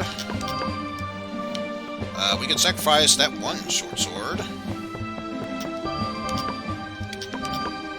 But yes, make sure you check the item before you commit to sacrificing it, because last thing you want to do is sacrifice a perfectly fine sword just to realize the sword you left behind was the one that was very close to breaking. Both of these are just standard leather shields, so sacrifice to Gaia. Bacchus was there.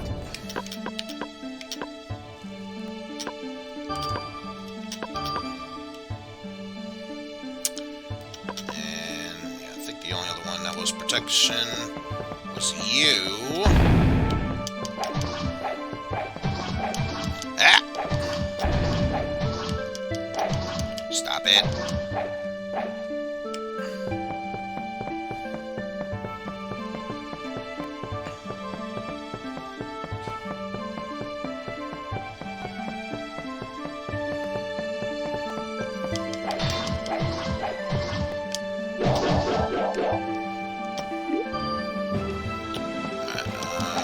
Anything else I should worry about for the time being?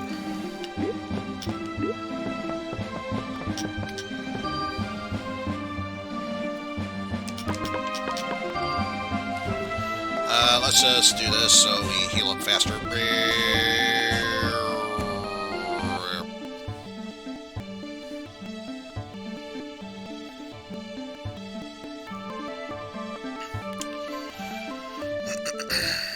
Also, by doing the potion on full health trick will also somewhat extend the hunger bar. I don't think it changes how long or frequent it drops, but it does strengthen the amount of time that goes by when using it.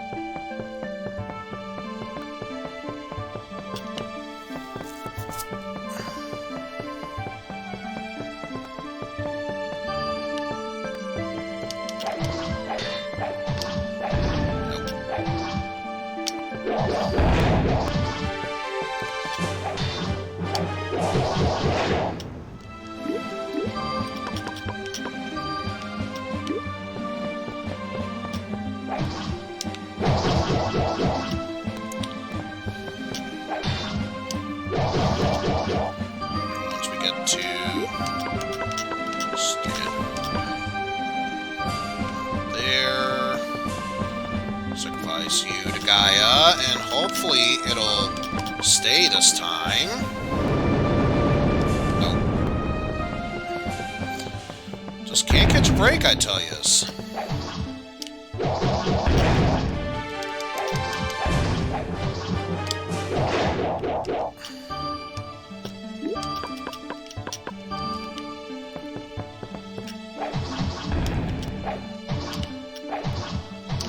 Will you stop it already, you?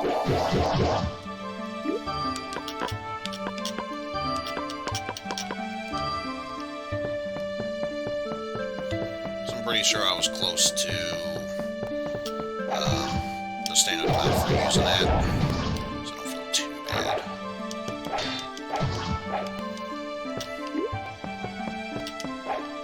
Nope.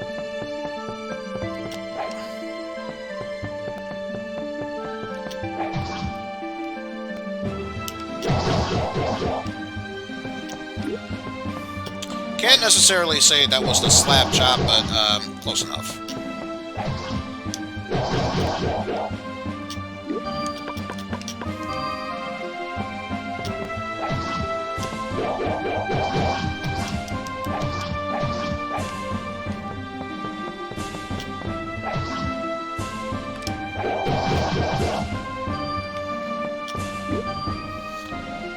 And back to 6.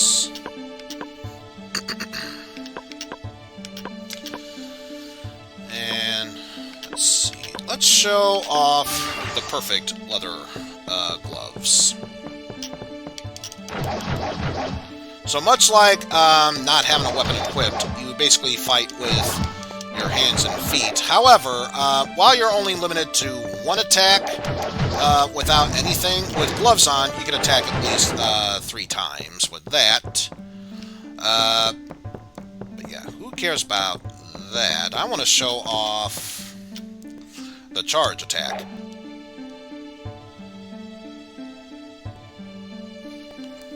Which we will once an enemy spawns in.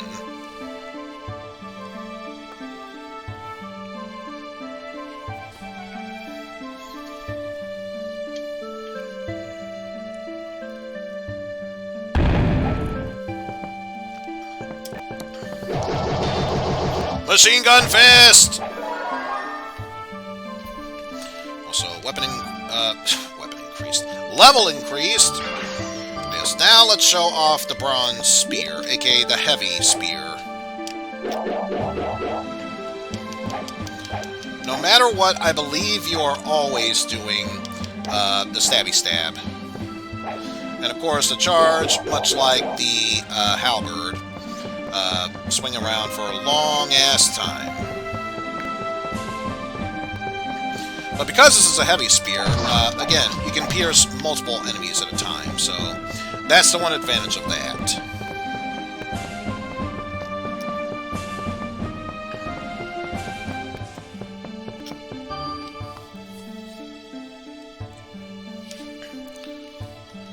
But actually, let me get to here, so that way I can see the health gauge.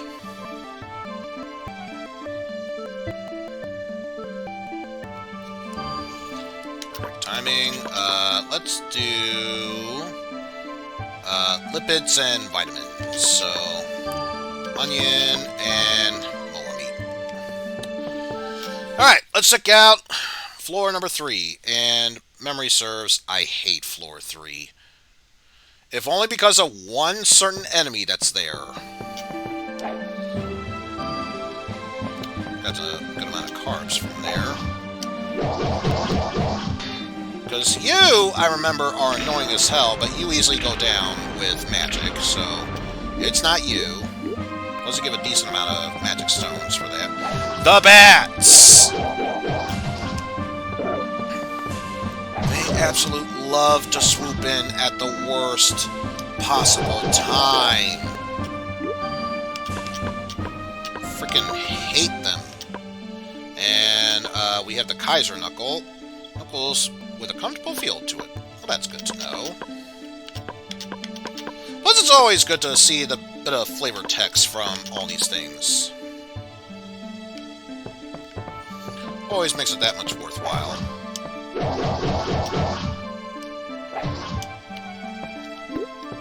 Wasn't too bad. And I'm going to try and see if I can get to the boss of this floor. Because, yes, every 3 floors, there will be a boss. Ooh. Another recipe. I've discovered a brand new recipe. Take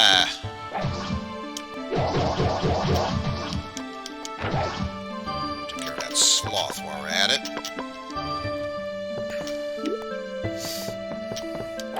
Feast on some more gator meat. More magic stones.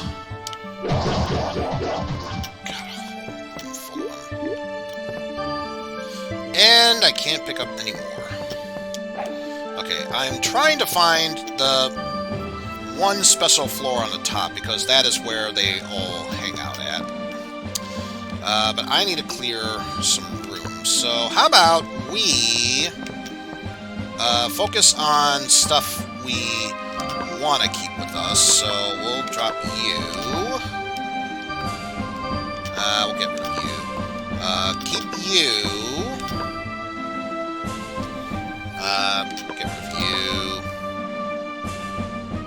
Get rid of you. Get rid of you. You. And same thing for these.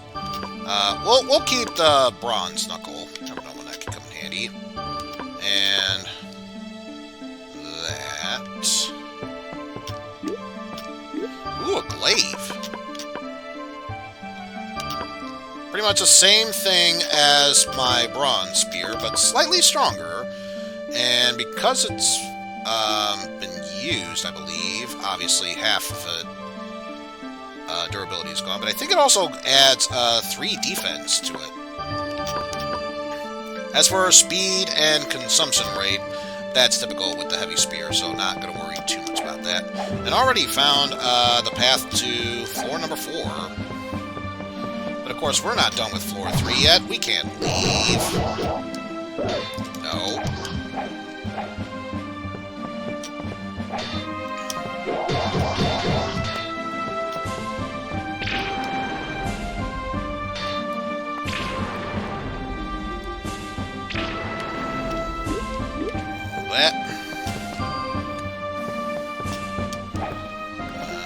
Anything else there? Nope. That's dead end. So let's try heading back. Ah! Fuck. This could be problematic. Oh! Right as I killed that last one. And this is why I hate the bats. Fuck off.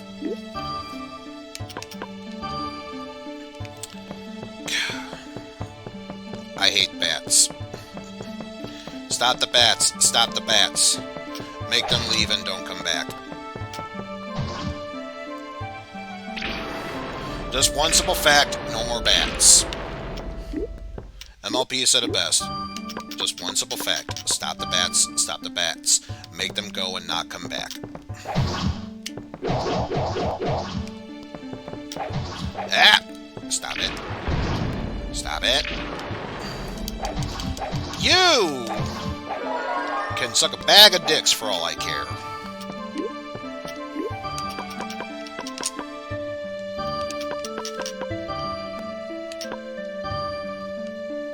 Got plenty of potions, so may as well use them up. And yes, you can be able to kill those triangular horn thingamadoodles with standard weapons. It's not well advised because, number one, they will most likely miss their shots or will only take 1 tick of damage. Granted, they don't have that much health. That's besides the point. Dead end there. Oh, jeez.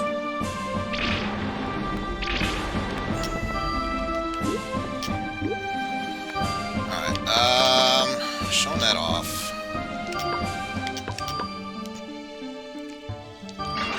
Bring back the quarterstaff. Since we're going to be sacrificing it, may as well put it to good use.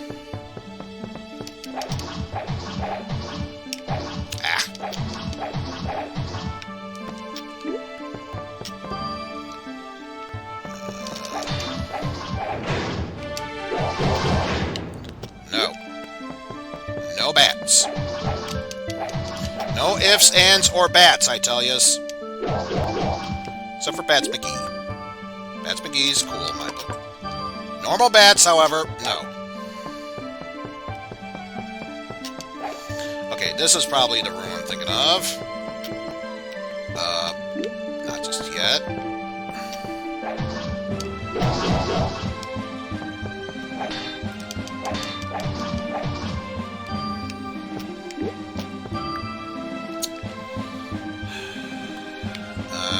Yeah. Okay, here we go. Time for a boss room.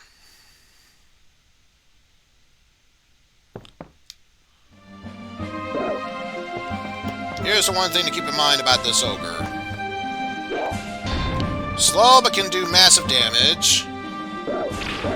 Also, no matter what attack you do, will always counter with a spin move.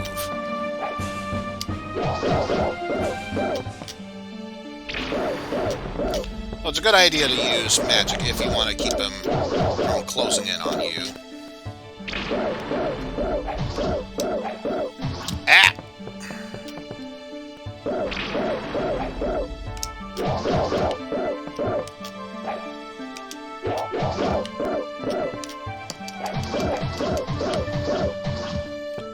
Hence why you want to keep a good distance away from them.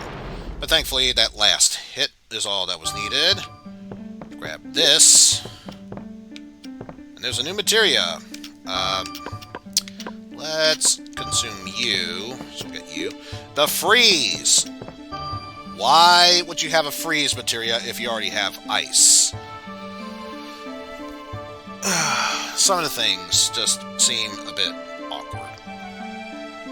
I'm not going to use the freeze materia because, honestly, I don't see the purpose of using it. But I will tell you, at the very least, one thing that makes the freeze materia quite interesting is that if you cast it as basic magic, it will freeze one enemy in place, whereas Ultra Magic freezes all enemies in place.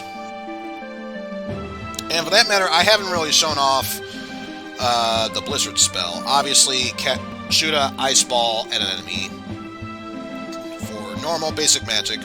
Ultra Magic freezes their feet in place, which again, kind of defeats the purpose of the freeze materia. And of course, as we saw,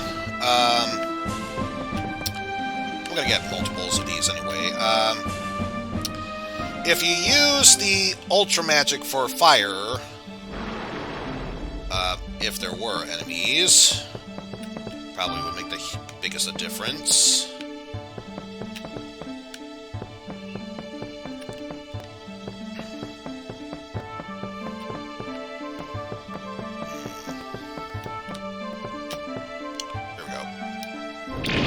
Shoot multiple fireballs. Whereas if it's just one of them,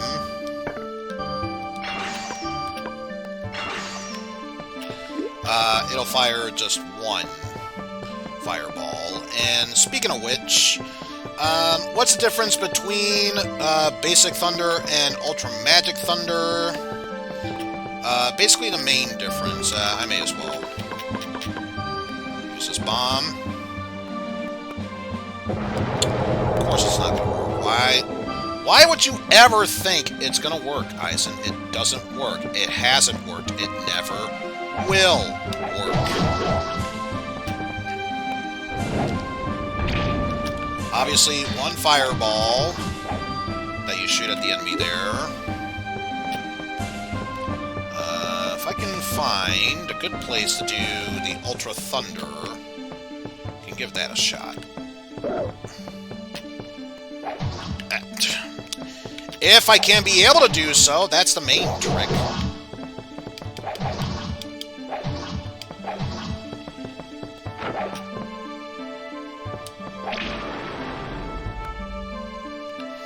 You only shoot one lightning bolt, but it darts around the room. Very, very fast-like. No, close enough. Need to find a good excuse as to not be back in this floor.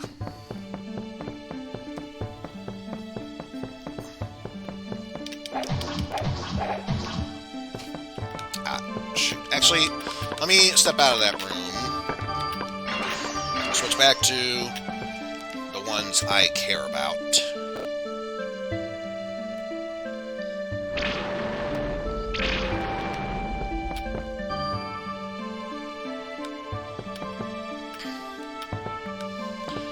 And then I'm just gonna head on back up to floor 2 so I can sacrifice the weapons and tools that I deemed no longer worthy.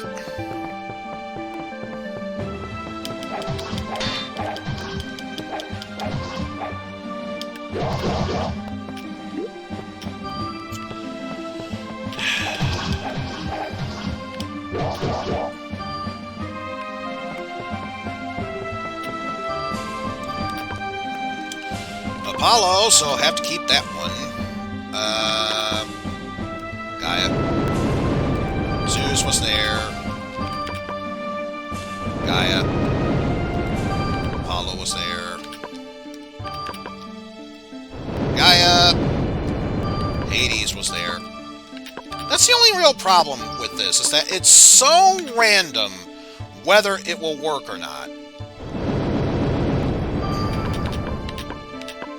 Like, there's no real indication of how you can tell which god is going to show up where.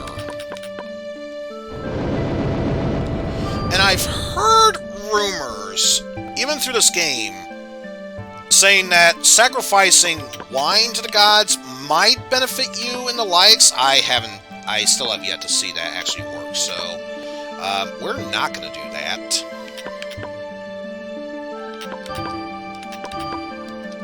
Actually gonna offer that up to Gaia. Damon was there. The thing I hate is just you can't figure out which god is there. Exactly.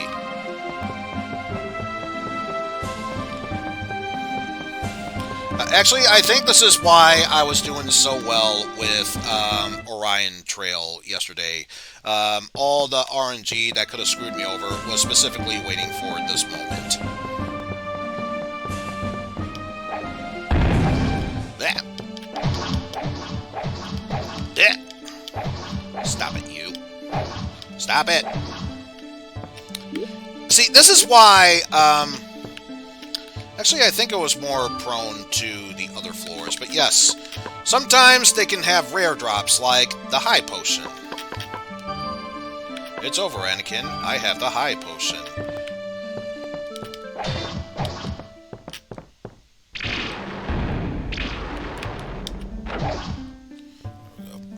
For that, and I believe that's not gonna work. Yeah. Gotta keep a safe distance from them.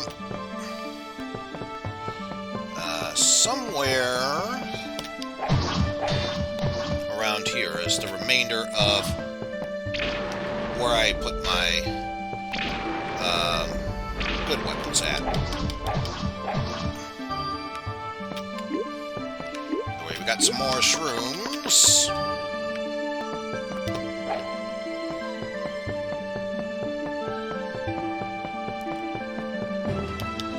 Ah, this was the one. That. Stop it. Yeah, not this time, Gators. Not this time! The bats are here. Let's see, 1, 2, 3, 4. Perfect! I don't want to waste any more time than necessary.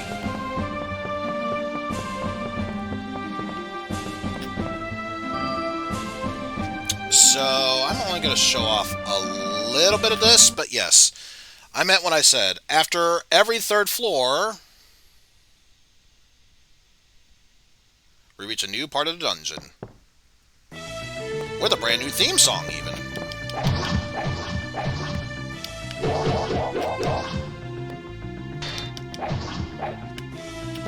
And you have flowers attacking you now.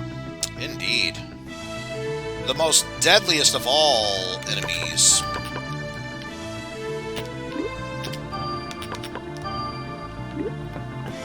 Are they related to Flowey the Flower? Who knows? For all we know, this is how the concept of Flowey the Flower began.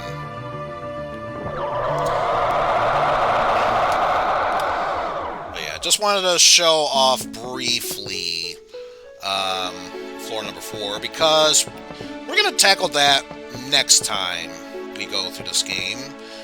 But that doesn't mean I don't have stuff that I want to power up along the way. Did I bring that lucky thing? Or is it back at the hotel?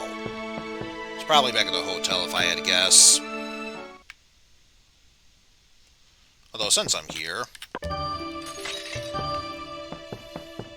I'll deposit more than just 5 coins. Yep! Had a feeling it was there. Actually, while I'm here, I'll pick up that small rod. Well, I don't want Claire to go empty-handed, so I will drop that there. And the knuckles. As well as a shield. Actually, pick up that shield.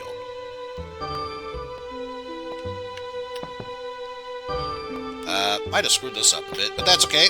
That's okay. We can make up for this. Drop, drop, drop, drop. Like, I'm never going to use ice or freeze, so let's just put them there. You're doing... funny enough, I'm also watching another friend while I'm watching you. And she is going through, Shadow the Hedgehog.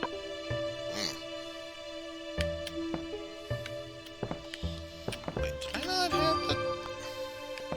Or me as a gun nut going, MP5s do not work that way. A.K.A. mentioning in the intro he pumps his machine gun.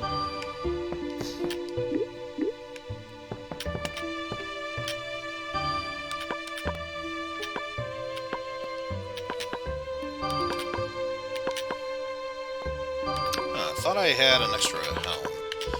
Oh, maybe I'm mistaken.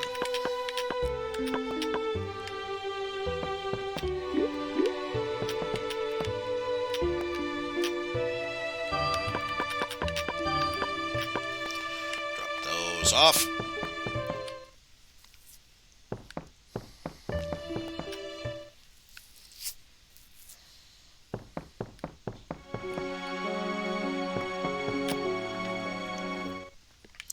And since we did traverse a bit further, let's talk to this guy. Weapons and armors made of glass have enormous attack and defensive powers. However, they are not so durable and tend to break easily. If you want to use equipment made of glass, make sure you boost your dexterity first. Very true. Last thing you want is a glass cannon where you're surrounded in a trapped room, have a great weapon or armor to use, and then they just shatter. Like nobody's business.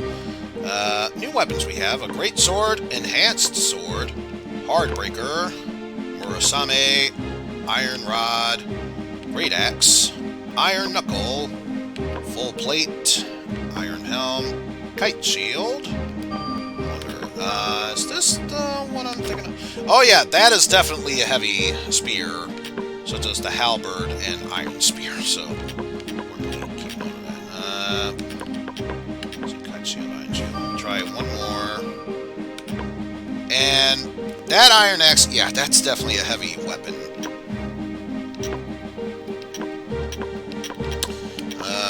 Oh, I could have sworn it was here. Maybe I'm thinking of a different one. Oh well, not that it matters.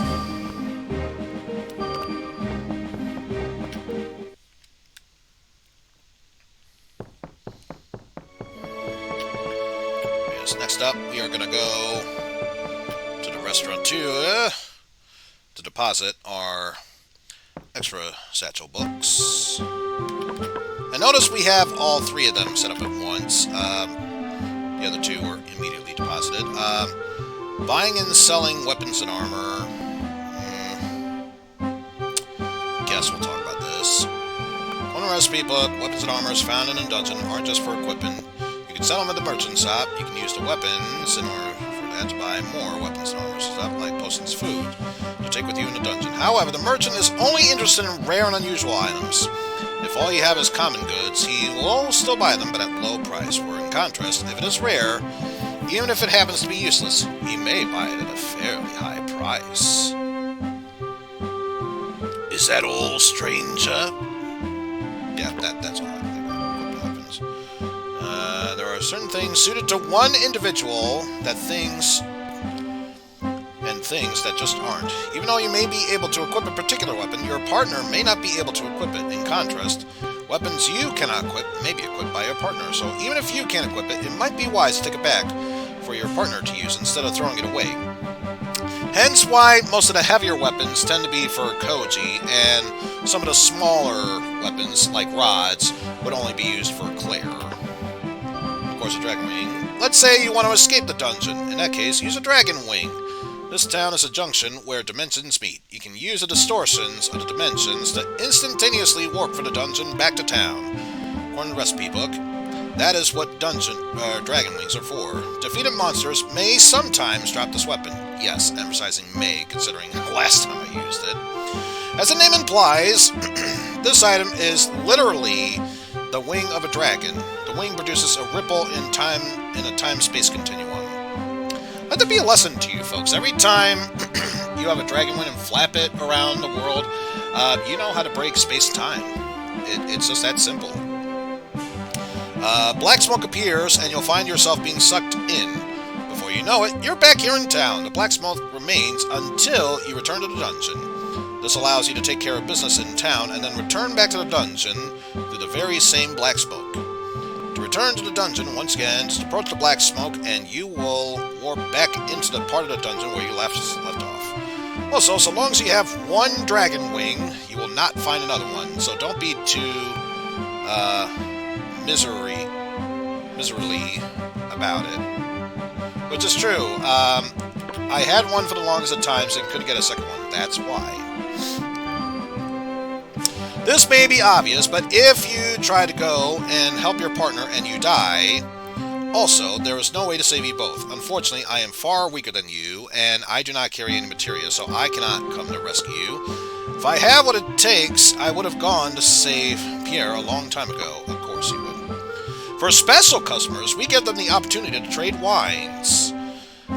You can make a profit by keeping an eye on the price of wine. The price of wine fluctuates, so buy low and sell high.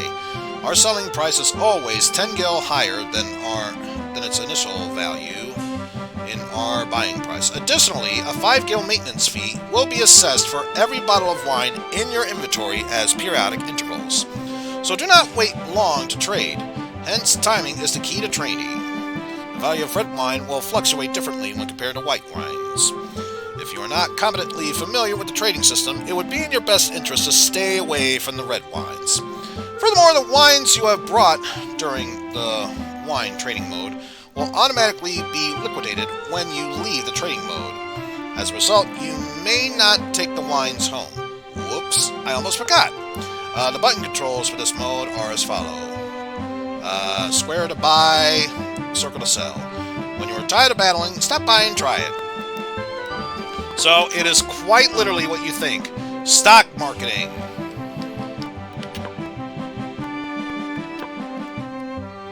So, yeah. Rather not get involved with stocks. And then here, staying on the same floor. Continuously fighting weak enemies on the same floor is not recommended. The news of your presence spreads amongst the monsters, and the probability of monsters appearing steadily increases. If you stick around one floor for too long, however, the whole place is filled up with monsters. To avoid that, you must either move ahead to the next floor or retreat back to the previous floor. Otherwise, the place will become very hostile. Please be very careful. And then there's the altars. By the way, are you of a particular faith? Even if you don't have a faith, it is best to pray whenever you encounter an altar. The recipe book says that. There are the cases when weapons and armors are protected by guardians. There are a total of 13 different guardians, each Each one of them has their own special abilities, and if you equip an item with a Guardian protection on it, certain abilities will be enhanced. If you provide an offering of an item to an altar and pray to the Guardian of your faith, that Guardian's special ability will increase. Please note that your own personal stats will not increase, but instead the stats of the weapon and armor that has the Guardian's protection increases. As a result, you have no added benefits unless you have the weapon or armor equipped. The recipe book says there are 13 Guardians that bestow protection upon weapons and armor. 9 of these Guardians raise 2 types of abilities. Gaia, the goddess who gave birth to the earth, and the last 3... Gaia, and the last 3 evil Guardians are a bit different, however. The equipment protected by Gaia will actually decrease your max HP, but raise the rest of your stats. The other 3 evil Guardians will double their specialized stat, but decrease all other stats. Additionally, praying to Gaia, or the 3 other evil Guardians, not only raises stats, but can affect them negatively even more so. It's up to you to choose which Guardian to pray to, but remember, upon doing so, also has an effect on the protected weapon and armor you have yet to receive. According to the recipe book, you can offer any item when you pray. It is not an item that matters to the Guardian, but the act itself. Therefore, the more you pray, the more effective it can be. However, you don't know whether the Guardian of your faith resides in that particular altar. Very true. It's basically all chance. Again. Very true. If you happen to pray to the altar with the wrong Guardian residing in it, none of the equipment stats increase, and instead the probability of encountering monsters decrease. Either way it goes, it's always in your best interest to pray frequently. Additionally, the residing Guardian in the altar changes each time you attempt to pray. So keep praying until the right Guardian comes to reside in that altar. Okay. But yes, I believe that is going to do it for me. So I think what I'll do in between these sessions, I will actually go back to floors 2 and 3, and instead I will be doing so as Claire till she gets up to level 10. And then show off what it's like playing as Claire afterwards. So for now, we'll just do that. May as well get everything set up for... Oh! Almost forgot. We have our brewskis. We may as well put them to good use.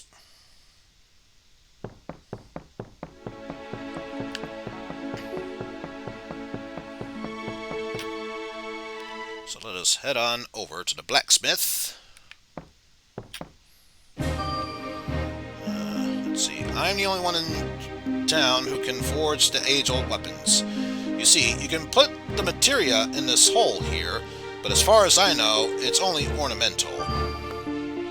Hey, all the dungeon boys and girls are saying, you can't go adventuring without Kuma, the blacksmith. You can't fight with a broken weapon, you know. So only Kuma has stuff to say. Nothing from Tar, apparently. Also, what do we have right now? Gaia, Zeus, Poseidon, Diamond. And we can forge 4 times. Charon, or Charon. Apollo. Hades. Only 3 of them are worthwhile. Unless, of course, we want to throw that one out. But again, that's also Poseidon, so what's the point? So basically, primary,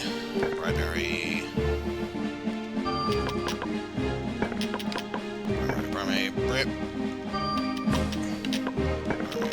primary. We only have one other thing to do. There's really no need for me to do anything else at this point. Poseidon. Actually, there is one other thing we can do. Combine with that. No.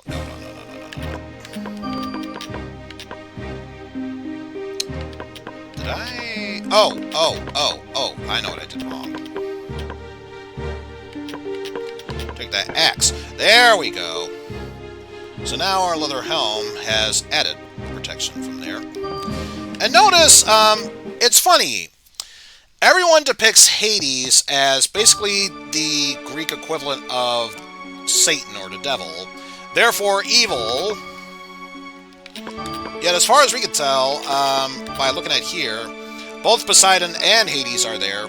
No negative stats, so... Yeah, I think someone realized, oh, shit, that's right. Maybe Hades isn't all that bad. People are just giving him a bad rep of this sort of thing, you know? Anything. And then, just to show, yeah, a heavy glaive, only Koji can wield it. But at least I can wield that spear there.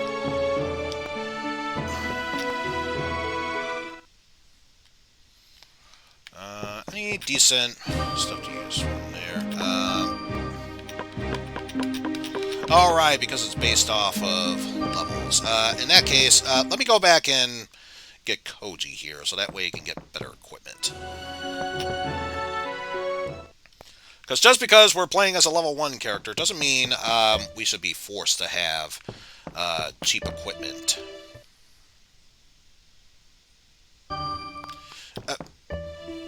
Wait, was it? I don't know anymore.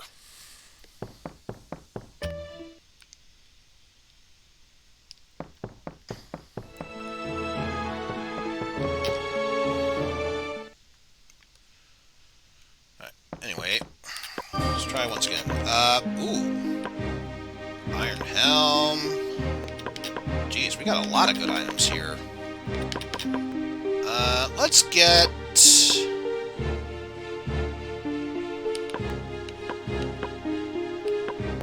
I know this is the pricier stuff, too. Let's get an Iron Helm and armor.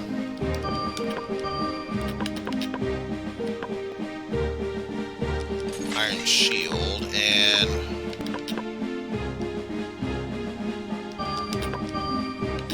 hoping I can get decent weapon swords. So let's get the Iron Rod. Here's one other cheap weapon.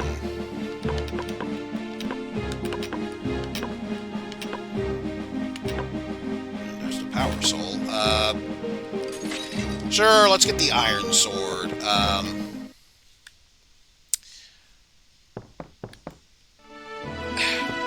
I was so close to saying Kratos. It's not Kratos. Kuros? You know, the Wizards and Warriors bit there. Let's see.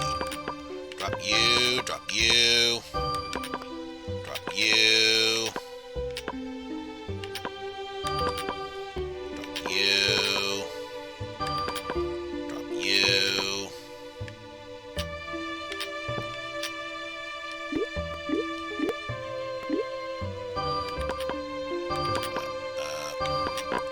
Actually, let's step over here. One, two, three, four. And we'll put the extra rare stuff there. Drop one bit of that there.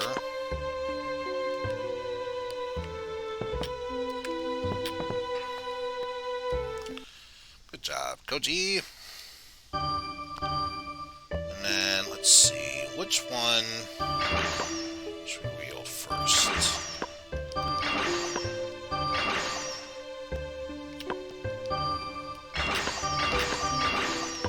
You have the biggest durability, so we'll wield you. On Iron Armor and Helm. Obviously, you can't don the Iron Shield because, big shock, Iron Rod's a two-handed weapon. Get that all set up. Oh, yeah. I think Claire is set for anything at this point. So yeah, let's go ahead and... Oh yeah, it's based off the total... Or no, the highest level. So, I was going to say total. Then it would take forever to have to save, if that were the case. But yes, let's save over our data there. Save the data. And yeah, with that said, we are good to go for that. But that's going to do it for me, folks. Thank you all for watching. Thanks to Pastille and Mike for the co-commentary. And I'm trying to see, what was this all about? Just another video update. Don't need to worry about that. Alright, let's see who we can transfer you over to. I can already think of a few people to do so. Can I make a shout out? Go for it. Shout out to Zine Yin, who is currently playing Shadow the Hedgehog. Please pray for her. And tell me how it's spelled. I will get that in a moment. Z the Hyena, I will give you it in Discord. Ah.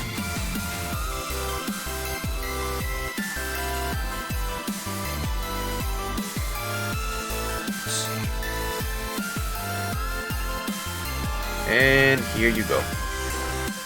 Ah, there we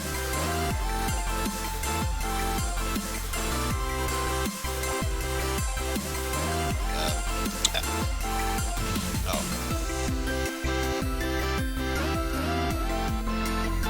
There we go. Shadow the Hedgehog from Z the Hyena. And then I will also give shoutouts to Loading Ready Run, that is currently playing Toho Spell Bubble because they are doing Rhythm Cafe right now. Alright.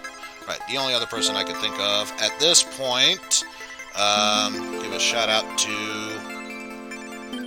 Tom Fox, who is currently playing some Mario Kart 8, probably doing the DLC pack number 2, if I had to guess. Oh yeah, And, got too small of a crowd. I'm not gonna rate, but I will, at the very least, give a shout out to Smite. Because it's Sunday, he is doing his weekly arcade pit. So be sure to check that out. Good times, good times. And then, I will be taking tomorrow off. However, Tuesday, Jeff and I will be doing a co-op play of Cuphead, and that is including the delicious Last Course DLC. So be sure to check that out. And of course, as soon as that's done, I will honor the sub-goal of doing the exact same game, but 100% completing it on hard mode. And yes, DLC will be included. And I think the only other thing I will mention is that because we reached our sub-goal for that, I've set up a new sub-goal where if we happen to reach 5 more subs, I will dedicate one stream, or maybe even 2, to doing special riffs of certain edutainment films of sorts. So, if you love the channel and wish to subscribe to see me do that, please feel free to do so.